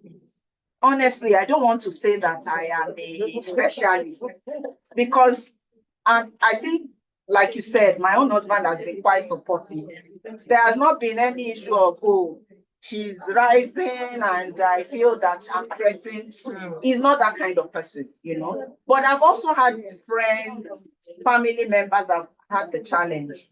And what I tell them is that if you have a man, you know, a lot of it comes from ego and low self-esteem. That's the root cause. When a man is challenging you and they're feeling threatened, but they will never tell you. So don't think you're going to hear it from their mouth. So you will now have to do extra. The things that normally you can say, if both of you were doing well and things like that, you will just make sure that you don't say some of those things. Because if I tell my husband now some things, he will not even take it to heart in any way. But if he was not doing well at all, he will almost look like you are talking down on me and things like that. So we also have to, balance it and give the respect. I think I was properly taught by my mother, and I also learned from other women that when you have the differences at home, the way it has been designed is that the man is the head. That's the design. So at that time, you might have your point of view. Just keep it for now. When there's no fight, when there's no issue, you can still raise that your point of view without it. But it is not in the middle of that fight that you'll be proving that you're a lawyer. And there's something, people are intimidated by lawyers. I'm telling you. Not for being a lawyer. So if you say something that somebody else will say, they will say it's because you're a lawyer that you're saying. So you have to have that also at the back of your mind that let me not push this thing too much, because he will be termed as it's because you're a lawyer. That's why you're not trying to prove case. You're trying to, So you just even amongst siblings, it happens. So there's some things that you will just defer for that time until everybody's calm, nobody's really fighting, then you can bring the subject and then have a conversation that is civil. But at that time, when it's hot salt, they will just dismiss you. Nobody will be listening to you and things like that. So it takes a lot of wisdom. It takes a lot of navigating it on a daily basis. What do I want? And pick your fights. There's some fights that for me, they are not worth fighting. I'm telling you. Just tell yourself that what do you want to gain out of this thing now? You can have that conversation and then find women that, I've had. See, the fact that our parents, I realize that the fact that our parents, they are still my parents, they did their 50th wedding anniversary like 2 years ago. But it is not, the fact that they are married does not mean that there was no talent, because I saw them. So one of the greatest people that I really respect is my mother, because I know that she weathered the storm for us. Today now, you will see them, they are following each other. They are wearing, at that age, they are wearing, what they call it. But it was not always like that, So there's some things that you just calm down and tell yourself, what do you want to gain out of this marriage? You want it to work. Sometimes you will be only person working it, but because you stayed with it, and even the person after a while will feel that I think I'm just being unfair to this person, and somehow things get resolved. Get counseling when you have to, but I won't counsel that everything that happens, you're gonna meet one person, because some people, they will give you wrong advice, or some people or family members, they will take sides. There are different things, but just wisdom for each situation to navigate that. But what you must never forget is that what you must never allow is for that person to stop you from striving to be the best and achieving what you want to achieve, So that's that. And then the last one was about internship. Internship is very important too. And there's some paid internships, there's some unpaid internships that they still give you so much. How do I say it now? There's still something that they do for you. I know that as young people, we can focus a lot on, finances and things like that. The first internship I did, and it was between law school and service. Well, I did some, you do this law office attachments and things. But the first real one I did, after law school, we had some months. After law school, we had some months before service. And my friend and I had a friend, she's now practicing in Canada. And we told ourselves that we didn't want to go back home, and but we wanted to work. So we started working Awolowo Road. The Awolowo Road, there were many law firms. And I don't know whether it's still like that now, but they were at that time when we graduated, when we left law school. There were many law firms off Awolowo Road, on Awolowo Road, and things like that. So we started walking the breadth and length of Awolowo Road, looking for work. So walk into a law firm. We would like to intern, and some people were not taking us seriously because we were really tiny, small, and we didn't look like, But this person, and he's passed on now, so of blessed memory. he looked at the two of us and smiled. And I was like, yeah, what have we done now? And he said, if you people want to do internship, it's 1,000 naira that I can pay you per month to each one of you. We said, okay, we'll do it. We looked at each other and we said, okay, we'll do it. And we did the internship for about 6 months. He was paying us 1,000 naira per month. That 1,000 naira was not enough to take transport. So we're living somewhere in Falomo. And then we walk from Falomo and walk all the way to, I think his office is off Kepi or something like that. Every day, we walk back as well. But do you know that the things that I learned in those 6 months, when I went to serve, I was local champion. My boss had not seen anything like that before. A youth corporate that knew how to draft letters, that knew how to do this, that knew how, is a lie. I knew how to file because he taught us how to file. We would do research for him and for their cases. He also handed us to a younger lawyer that one used to go to court. So we'll go to court with that one, learn, all the things that we have done. We'll be happy that the research we did, he was using it and things like that. So the 6 months of earning 1,000 naira, it's 6,000 naira for the 6 months. But the things I took out from that internship, I'm still using them till today. So internship is a great opportunity. I'm not an advocate of unpaid internship. I would pay you something, if you have to intern with me or anything. But if it is that there's not enough to pay or the person doesn't want to pay, just look at it that there's something else you are getting from. There's some internships I make my children go to do. I tell them that there's no money there. For me, your parents, I will pay you. Just go. My daughter just completed one and she was now making noise and saying, when she first started, she said, they are not paying me and I'm going every day and things. I said, don't look at it that way. Just sit up and do it. After the internship, she came and told me that she had the best time of her life. Yes, she's going back to school because she's in uni in the US, but she's going back, but she enjoyed every bit of it and she's learned a lot. So just look at it that way, that there sometimes they are called learning years. They are earning years. So ask yourself, which one? What do you want? You want to put your earning years before your learning years? People pay for skills. They don't pay for somebody that just have done 20 years and hey, what do you know?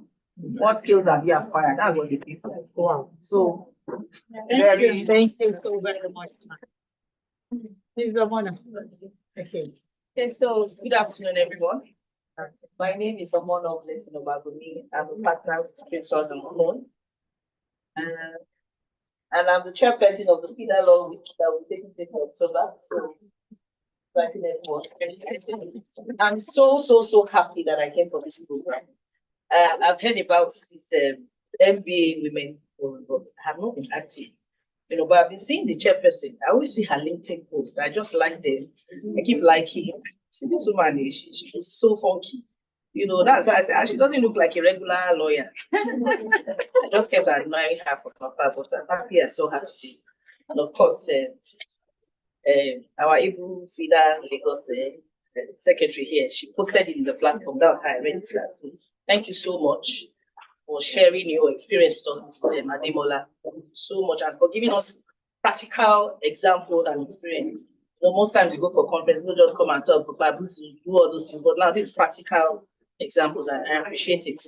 So my question is, do you think it's possible, right, using this Women Forum, do you think it's possible for the MBA to implement a policy, the way we have the remuneration order of 2023, implement a policy that would deliberately create a level playing field for female lawyers in the sector, in the sense that that policy would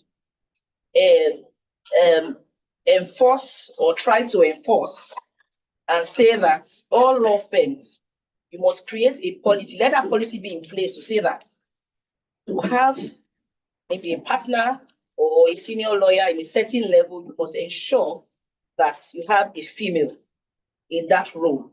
Because what we see is that most law firms, right, you have the females that have the qualification, what it takes. But because this person is female, pregnancy is an issue. Some people have dysmenorrhea. When they have that, they can't come to work and all that. They put all those things into consideration. Of course, menopause is also coming. You also put those things into consideration. Now, so is it possible to put policies in place that because women have these issues, these are natural issues that you can't control?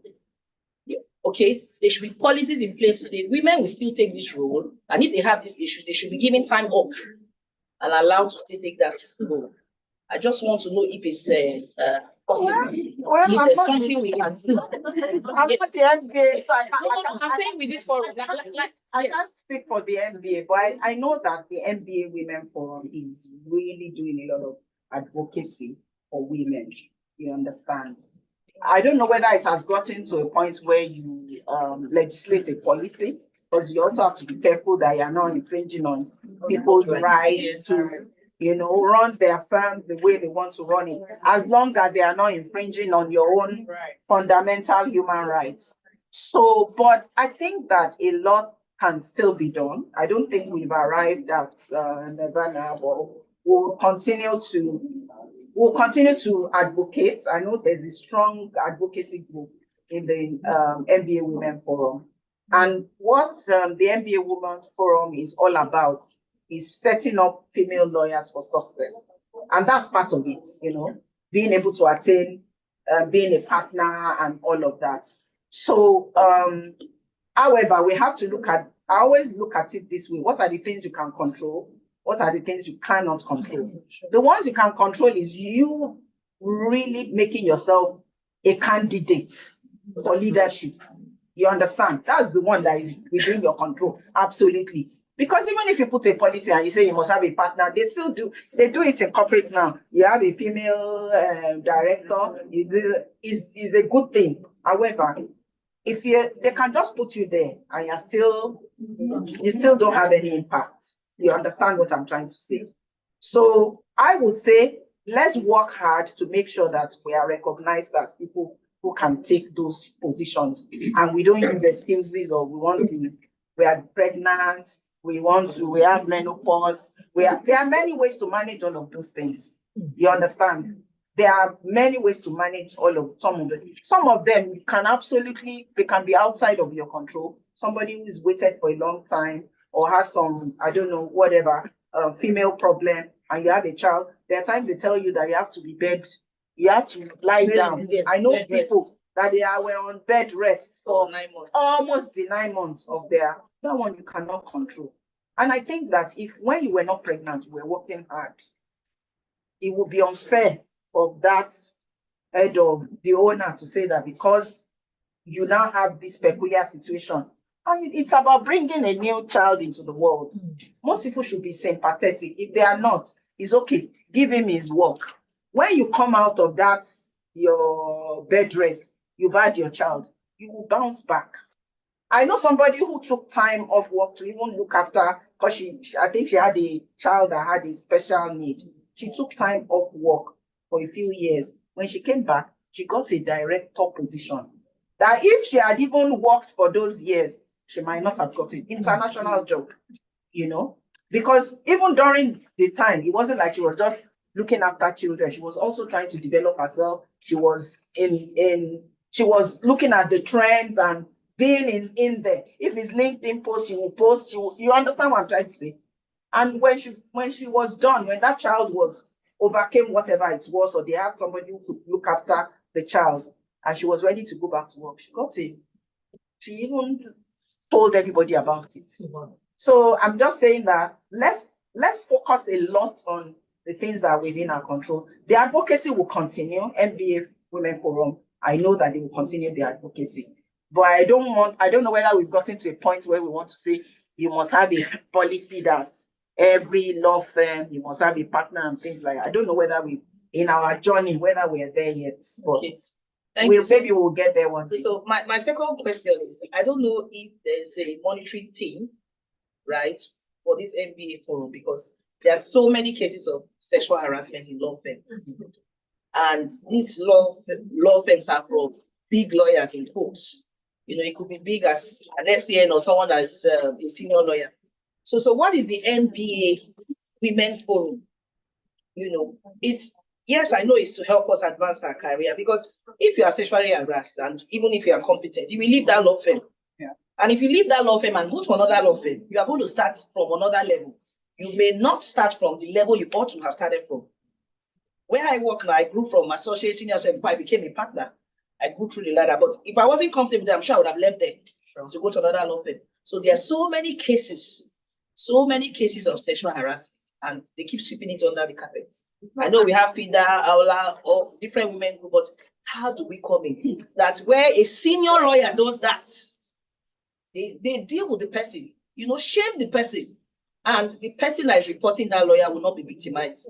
Because it's even our fellow women that say, don't worry. They will say, no, don't worry. They will not allow you to speak. I have a friend who a judge sent to another law firm, a senior advocate law firm, for an interview. And the man told her point blank, if I don't do this thing with you, I won't give you the job.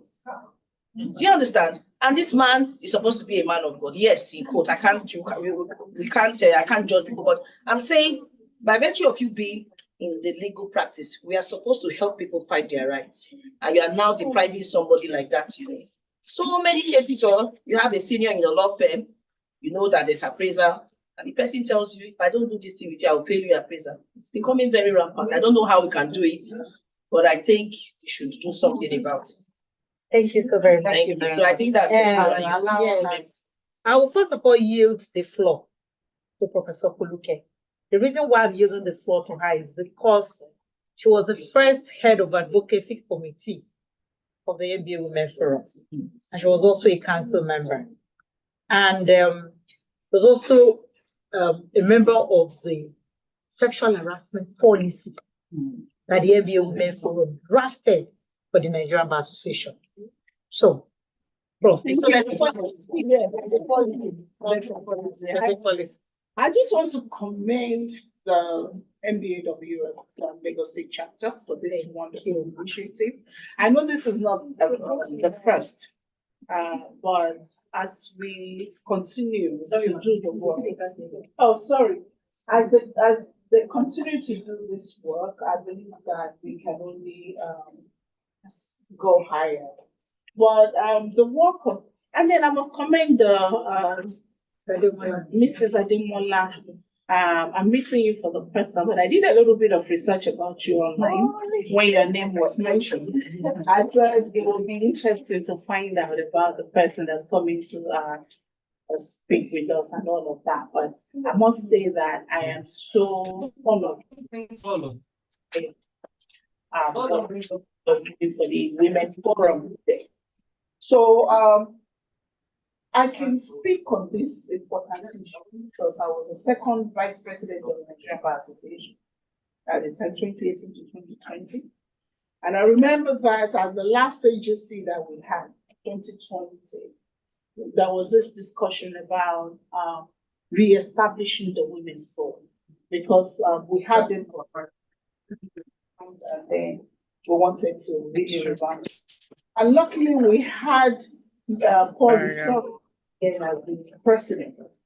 Now, Mrs. Usoro was at our meeting at a breakout session that we had. And I walked up to her and said, Nick, this is an opportunity for us.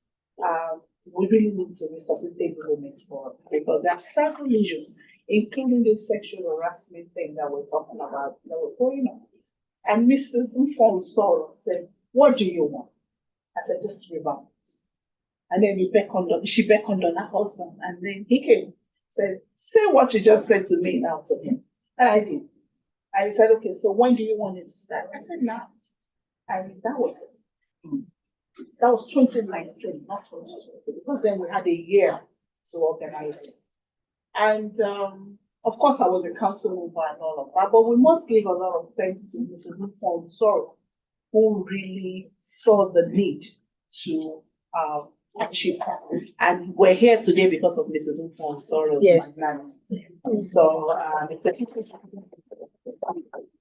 but I must say that as we started the work, we started hearing things about, I was the head of the advocacy committee, and Mrs. Ayokmole was my secretary. So we started hearing the stories about sexual harassment, and these were notable lawyers, and it was a shock. But what shocked us most was the fact that the females refused to speak up. There was a case that we thought we had it, and we were really on it. The next thing, the girl stopped picking our phone calls. Wow. Because people had gone to her to say, don't speak up. And then the man was doing a lot of things, paying for whatever, pissing her, don't destroy my career, and all. He didn't think about the fact that his career could be destroyed when he started. But there are so many cases, so if we continue to keep mum, we will not get anyone. I think we're at that point now because I'm a teacher and I do know that many of our girls are doing excellently well in school. Now, has that really translated to any economic or political empowerment? No. We don't see. And one of the reasons why we don't see, despite the fact that Nigeria has a youthful population and the number of women, of course, you can't compare to men. So we hold the power to decide several issues. We hold that power, but we don't use it. And because we don't use it, the men are there to really suppress us. Like the speaker has been saying, a lot has to do with women actually bringing themselves out. This is not the time for affirmative action. It is now a time for you to take a deliberate, make a deliberate effort to really put yourself out. And if a man is abusing you or harassing you in any way, you must speak. And then we thought of what to do. We didn't know what, we ran out of ideas. Then we thought of, let's put together a sexual harassment policy. And we had this important collaboration with the New York State Bar. And women came up, the women in law section, and all these initiatives came up. And we came up with that document, which was launched at the agency in 2020. Port Harcourt.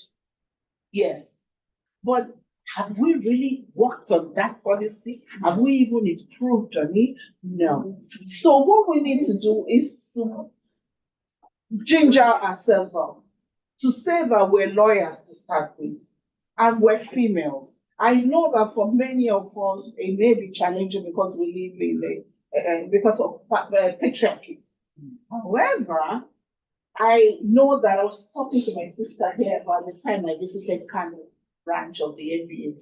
And there was a question of, do we trust her? Can we give our votes to her? And all of that. All I said to the man, just one man that I met on my way in, was, I'm not talking about equality of men and women. Because, well, we know that traditionally the men are, the superior beings, so to speak. Now, all I wanted, he said, what do you want? I said, I wanted equity. Give me the opportunity. Give me the support for me to go out there and prove myself. And I think that's what you've been saying all day long. So we need to really go out and speak up for ourselves. But it doesn't mean we're confrontational. Like she said, being a lawyer already makes you confrontational, whether you like it or not. I remember my very first relationship, the guy that I really liked a lot for the first time after I became a lawyer. And he came to me and I was very interested. The next thing we went to their house, and the mother said, oh, so what did you study? Very educated woman, very comfortable. I was very happy to be there. And then my happiness got dashed. When she said, what did you study? I said, no. Do you think you can control this one? And she's educated. Oh, yes. Oh, yes. So this is what we have. I think it's just, we just have to be very intentional about what we want to achieve. I think what she's saying now, I know this is not NBA. We can't speak for the NBA, but we can speak for NBAW. So what we need, please look at this room. I expected to see an overflow when I saw the flyer. Well, here we are. Do we even attend the programs? Do we know what's going on? We have about 11 sections, interesting sections. Do we attend? You know, it's just like 5,000 naira that we pay and all of that. That's nothing. And then when we have programs and we're looking for sponsors, do we stand up as women to say, yes, I will sponsor you? It's not all about taking, because I tell you, this world is not fair. If you're always taking, you'll be at the background. But if you're giving, just give without looking at what you stand to gain. Because one day the reward will come. Yes. So I'm just encouraging us all to keep doing more. As far as the sexual policy, sexual harassment policy is concerned, I think we can do a lot there. Let's do it. And you were talking about national policy on inclusion of women. But there's a national policy in Nigeria that speaks to the percentage of the 2016. Okay, what we can do as a forum is to bring that national policy and see how we can actually harness it into The legal profession. Exactly. So that's another step that we need to take. So maybe the next leadership of NBA Women's Forum will now look at that. And it's a very important point that we have raised. Thank you very much. Thank you. Thank you so very, very much. I'm sure Professor Poluka has talked about the sexual harassment policy. Is in place. There was actually a toll-free we created that speak to us anonymously, and let's move on from there. And like the case she talked about, she spoke to us anonymously. We began all this background thing and all that. All of a sudden, she just went boom, quiet. Till this. My question is, did she identify the person? Yes. So even though, right? Yes. Even though she decided to now keep quiet, why didn't we still go after the person?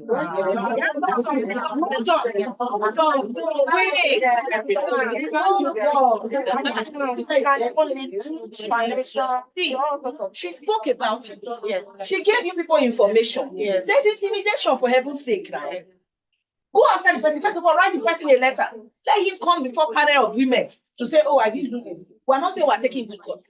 Let him come and face the leadership first. You see that girl will come out. Do we know how many people maybe they even send her an assassin? This is a young person. She doesn't have money. And probably this person, let's say, have millions. Since we know the person, let's identify the person first. No problem. Send him a letter, let him come. To say, oh no, I didn't do it. I understand. So what is it? I understand. Well, I think moving forward, we will do better. We will do better moving forward. We will do better moving forward. I think that's all I can say. Because if we begin to talk about it, we will leave this room. I think It's not limited to law firms, by the way. Yes. It's everywhere. Corporate. I'm Yes, sure it's corporate. not, you just leave there. The recent story of the ARM, the guy in ARM. So it's everywhere. It's like I said, I think that would, is that all? She has it, I think. Yes. I think that should be all. Yeah. My name is Paula. You have a question? You can't hear me. Okay. I'm the company secretary and head of diesel and energy transformers. I totally enjoy this station.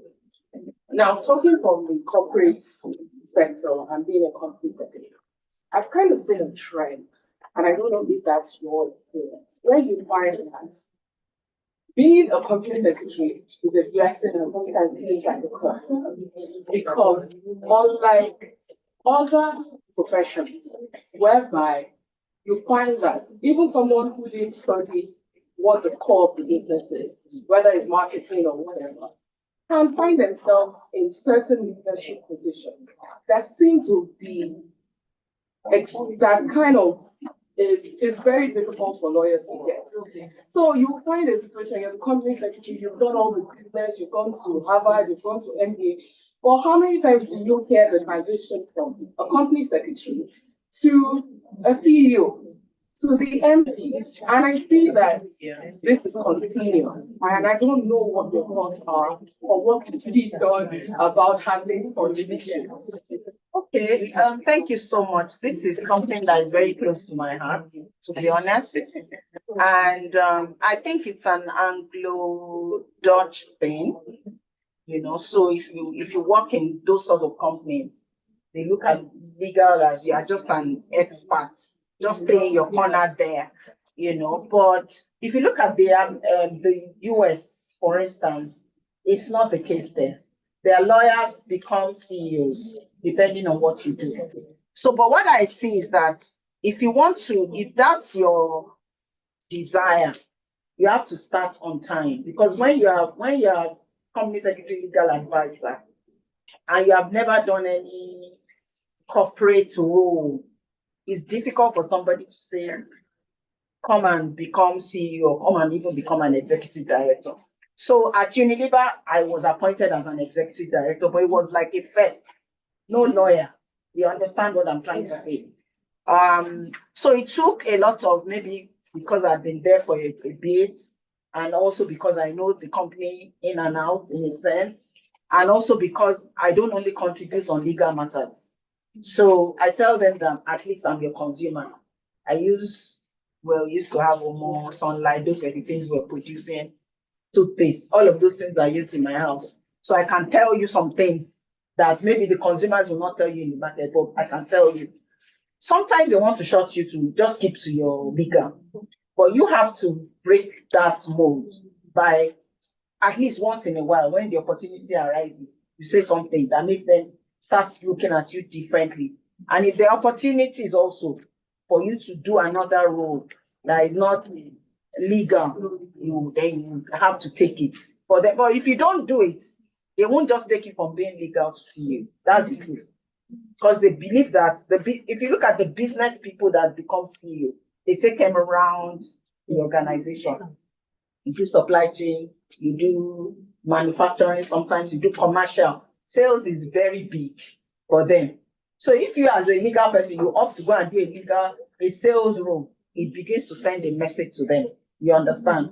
So, but it depends on if that is what you want to do. I realized that I don't really want to become, I like being a lawyer. That's why I went to study law. So I can do other things in between or whatever, but I don't want to stop being a lawyer.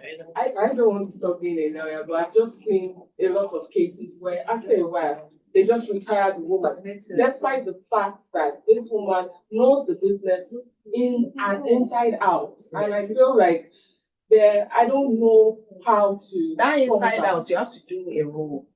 You can know the company inside out, but you've never been a salesperson. If you have never, most, at least in the industry that I am in, manufacturing and marketing organizations, if you've not done sales, you've not done marketing, they don't feel that you are going to make a fantastic CEO. Yes. Because that's the core of the business. Yeah. You don't even know the indices, you don't know what they check, you don't know what, So if your desire is to be CEO, and there's nothing wrong with it, there are many lawyers CEO. If you check in the US, it happens a lot in the US. In fact, it's given, Nigerian banks too, there's some bankers, but you have to have gone to do some roles that will enable you to take up that CEO. If you don't, they're not going to take you from legal or company secretary to go and be a CEO. It's not going to happen. Maybe it will happen one day. Don't let me say never say never. But the way it is now, but the reality is that even the people that become CEO go through those roles. Yeah. So it's not that they are just discriminating against the lawyer. I don't think that's the case. The case is that that's the core of their business. And if you've never done a role in it, they don't see how you are going to then lead the organization. So let me just give an example. Like, sorry, for law firms. So the admin staff in law firm, like the accountants and the practice administrator, those people that, or maybe CEO or CEO is even high, they also complain like this.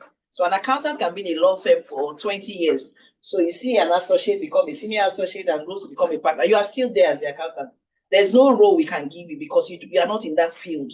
You are not a lawyer. So, but if he was in an accounting firm, perhaps he would have risen after his ICANN to become maybe top management. I think that's the same scenario. Okay, we have one last. Okay, yes. Yes. I wanted to add. Ore Olajumoye. I'm an associate at Polisora here. So how did you deal with being a leader in a male-dominated industry or workspace, but specifically, perhaps if that was your experience, in a male-dominated team?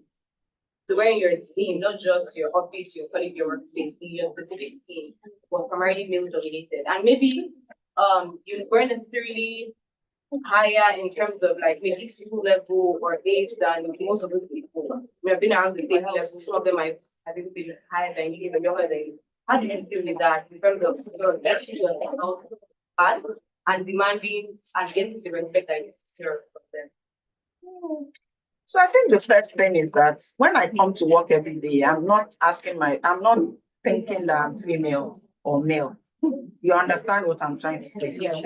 I'm female, obviously, because I'm going to dress like a female, but that's not what's at the back of my mind. I come to work telling myself, I'm going to do a great job today. You understand?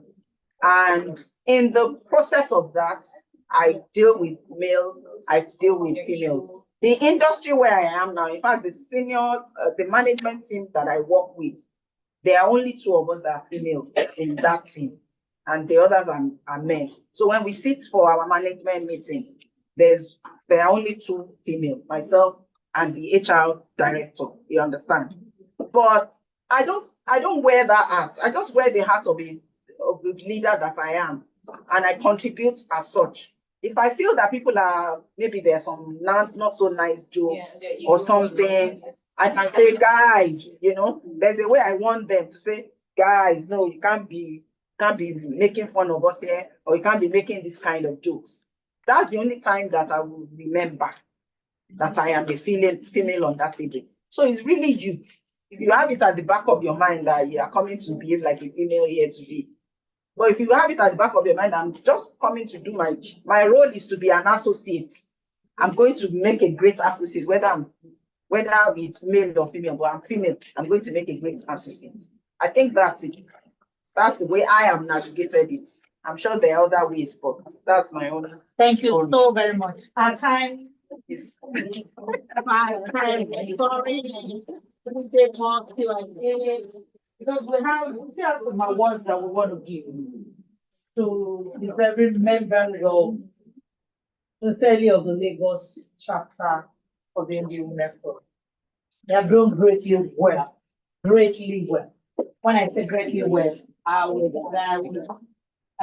encourage the entire room to help me say thank you to them.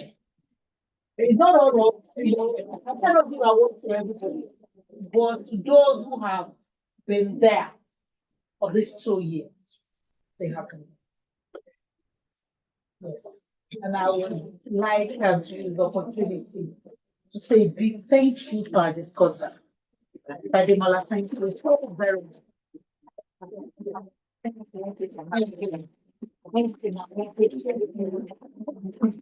You've been the wealth of knowledge, and this afternoon has not been an exception. We appreciate it. Thank you. Thank you. Thank you very much. It's so nice to meet you too. So let me call on.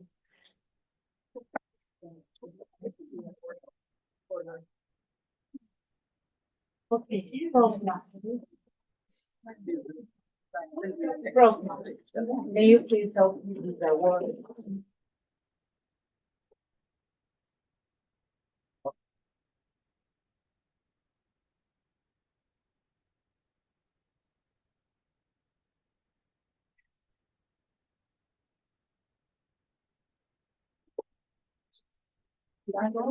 Yes, ma'am.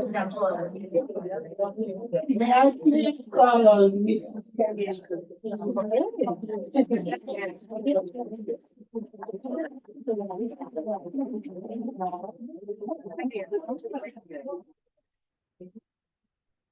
On behalf of the Nigerian Bar Association Women's Forum, I present to you Kemi Adesojaye, the face that we love to see, that we see everywhere. It's always everywhere. Everything you are giving to them, and she's working hard. Yes. Kemi Adesojaye, I present to you on behalf of the Lagos State chapter of the NDAWF, a plaque in appreciation of your invaluable. You know, I'm reading this not because I can see it very well, because I saw it snippet, so I'm reading it from my head. So it's an appreciation of your invaluable contributions to the Nigerian Bar Association Women's Forum, Lagos State branch, and the development of the female lawyers in particular. So I present to you.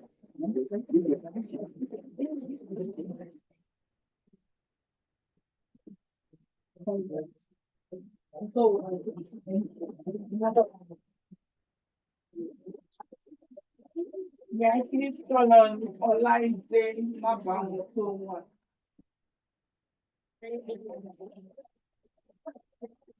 The only thing I'm saying here is that I'm seeing so many new faces that I haven't met. So NBAWF is really moving forward. Yes, already has been a great support for Badag. Wow. The last 2 years, she's done great. It's a pleasure to meet you. Let's start with that. Okay. So on behalf of the Nigerian Bar Association Women's Forum, I present to you a plaque as the branch facilitator for Diaries in appreciation of your numerous contributions to the forum and for the development of the female lawyers. Again, congratulations.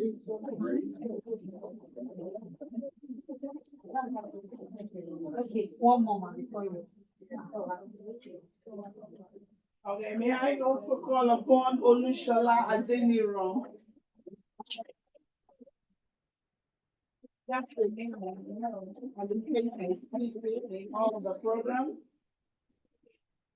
So it's my pleasure and honor to present to you on behalf of the Nigerian Bar Association Women's Forum this plaque in appreciation of your numerous contributions to the Nigerian Bar Association Women's Forum, Lagos State branch, and the development of female lawyers in general. Congratulations.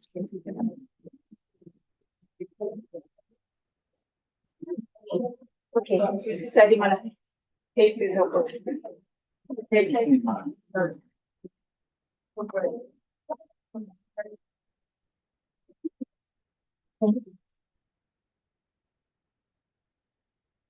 I live with them. Yes. So, we were there, they were tired. Director of the program. So, on behalf of the Nigerian Bar Association Women Forum Lagos State Chapter, I'd like to present this appreciation award to the Tijuana Jomotayo in appreciation of your invaluable contributions to the Nigerian Bar Association Women Forum Lagos State and the development of the female lawyer in general. Thank you very much.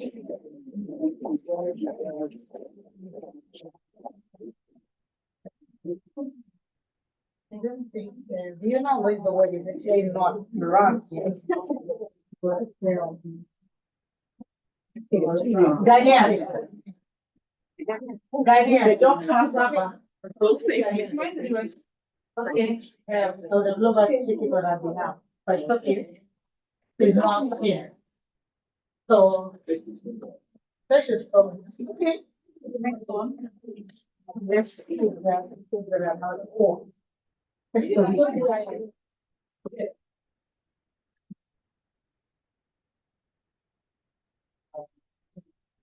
Oh, to our eminent professor, Folike Daniel.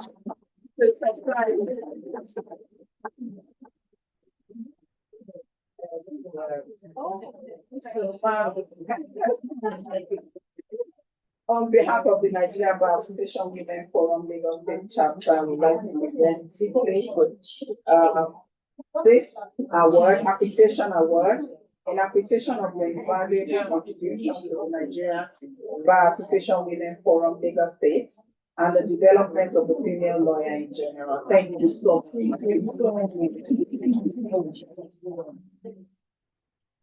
Thank you. This is a surprise.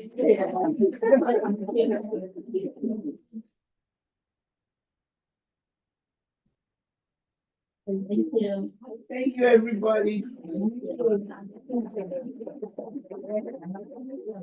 So thank you so very much, everyone. Our closing remarks, Mrs. Yewande, and we take our closing remarks. So that we can-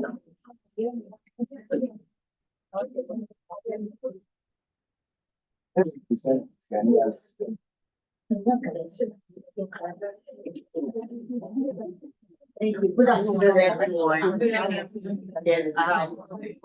I'll say thank you to you for your attention all day since morning. Thank you. Almost came quite early before the program started. Thank you so much for the attention. Thank you for your patience. We appreciate you, your contribution, your insights.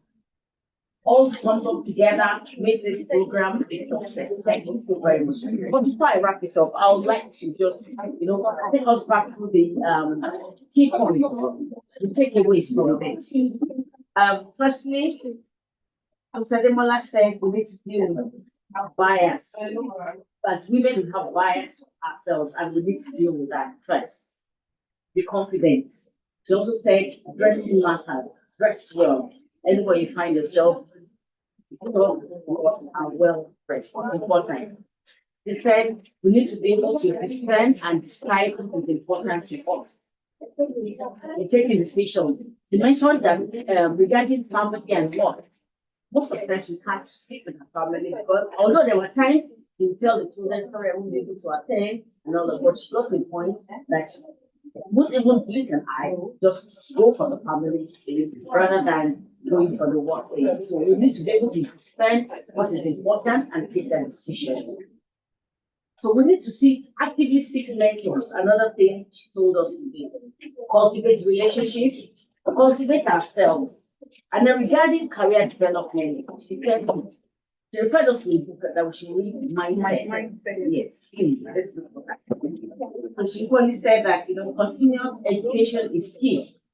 Continual learning, thank God we have the CLE in MBA. So let's take the advantage of all these courses that we do online, in person, just let us take the advantage. And the great one, don't make excuses. Don't make excuses. I have lost something, I won't be able to come to work. We call it for the years of excuses. And that will definitely hinder our growing on the career ladder. So we need to take out excuses. Don't make excuses, and also build resilience. Chart your own path, and we didn't pick that from her. Chart your own path and do what? Follow it. Thank you. Chart your own path and follow it. Your path is very important. Chart it yourself and then follow it. Be disciplined enough to follow it. And lastly, another quote from her: there are learning years and there are years. And that resonates so much with me because right now I have, a young adult in my house that is, doing internship. I was talking about talked about the internship. I said, are they going to pay me? Pay you? Pay you for what? That they're going to teach you stuff? When I get in there, if it means me, just like she did, giving you what my state lead made her.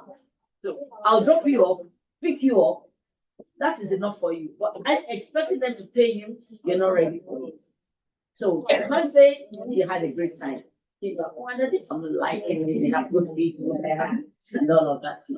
So during this time, that's our learning years. And at every point in time in our career, there's always learning years before we get to the point of the ending years. Thank you so much for your attention. Take the conversation out of this room. Build on it. Let's continue it out there. And I wish us all very good. Thank you. Wow. Thank you so very much. I hope to see each and every one of you August 28th at the AGC. Even if you don't register for the agency, please endeavor to come for the AGM. The AGM. It's free. Everyone of us is correct to that. That's where you'll be knowing who the new technique is. And everyone, all the MBA from US. God bless you all. Have a wonderful afternoon. Thank you. Welcome. Thank you very much. Our online participants, sorry. I'm sorry. I'm sorry.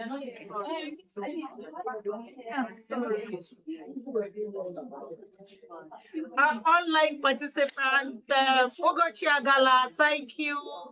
Wale Oladipo, thank you. Modipela Dipo, thank you. They've been there from the beginning, so now, God bless you. Hey, Gochi! Yeah! Hello. Wonderful. Hi. Happy Lagos. See you next week. Thank you so much. Yeah, you're welcome. We're all meeting. Thank you.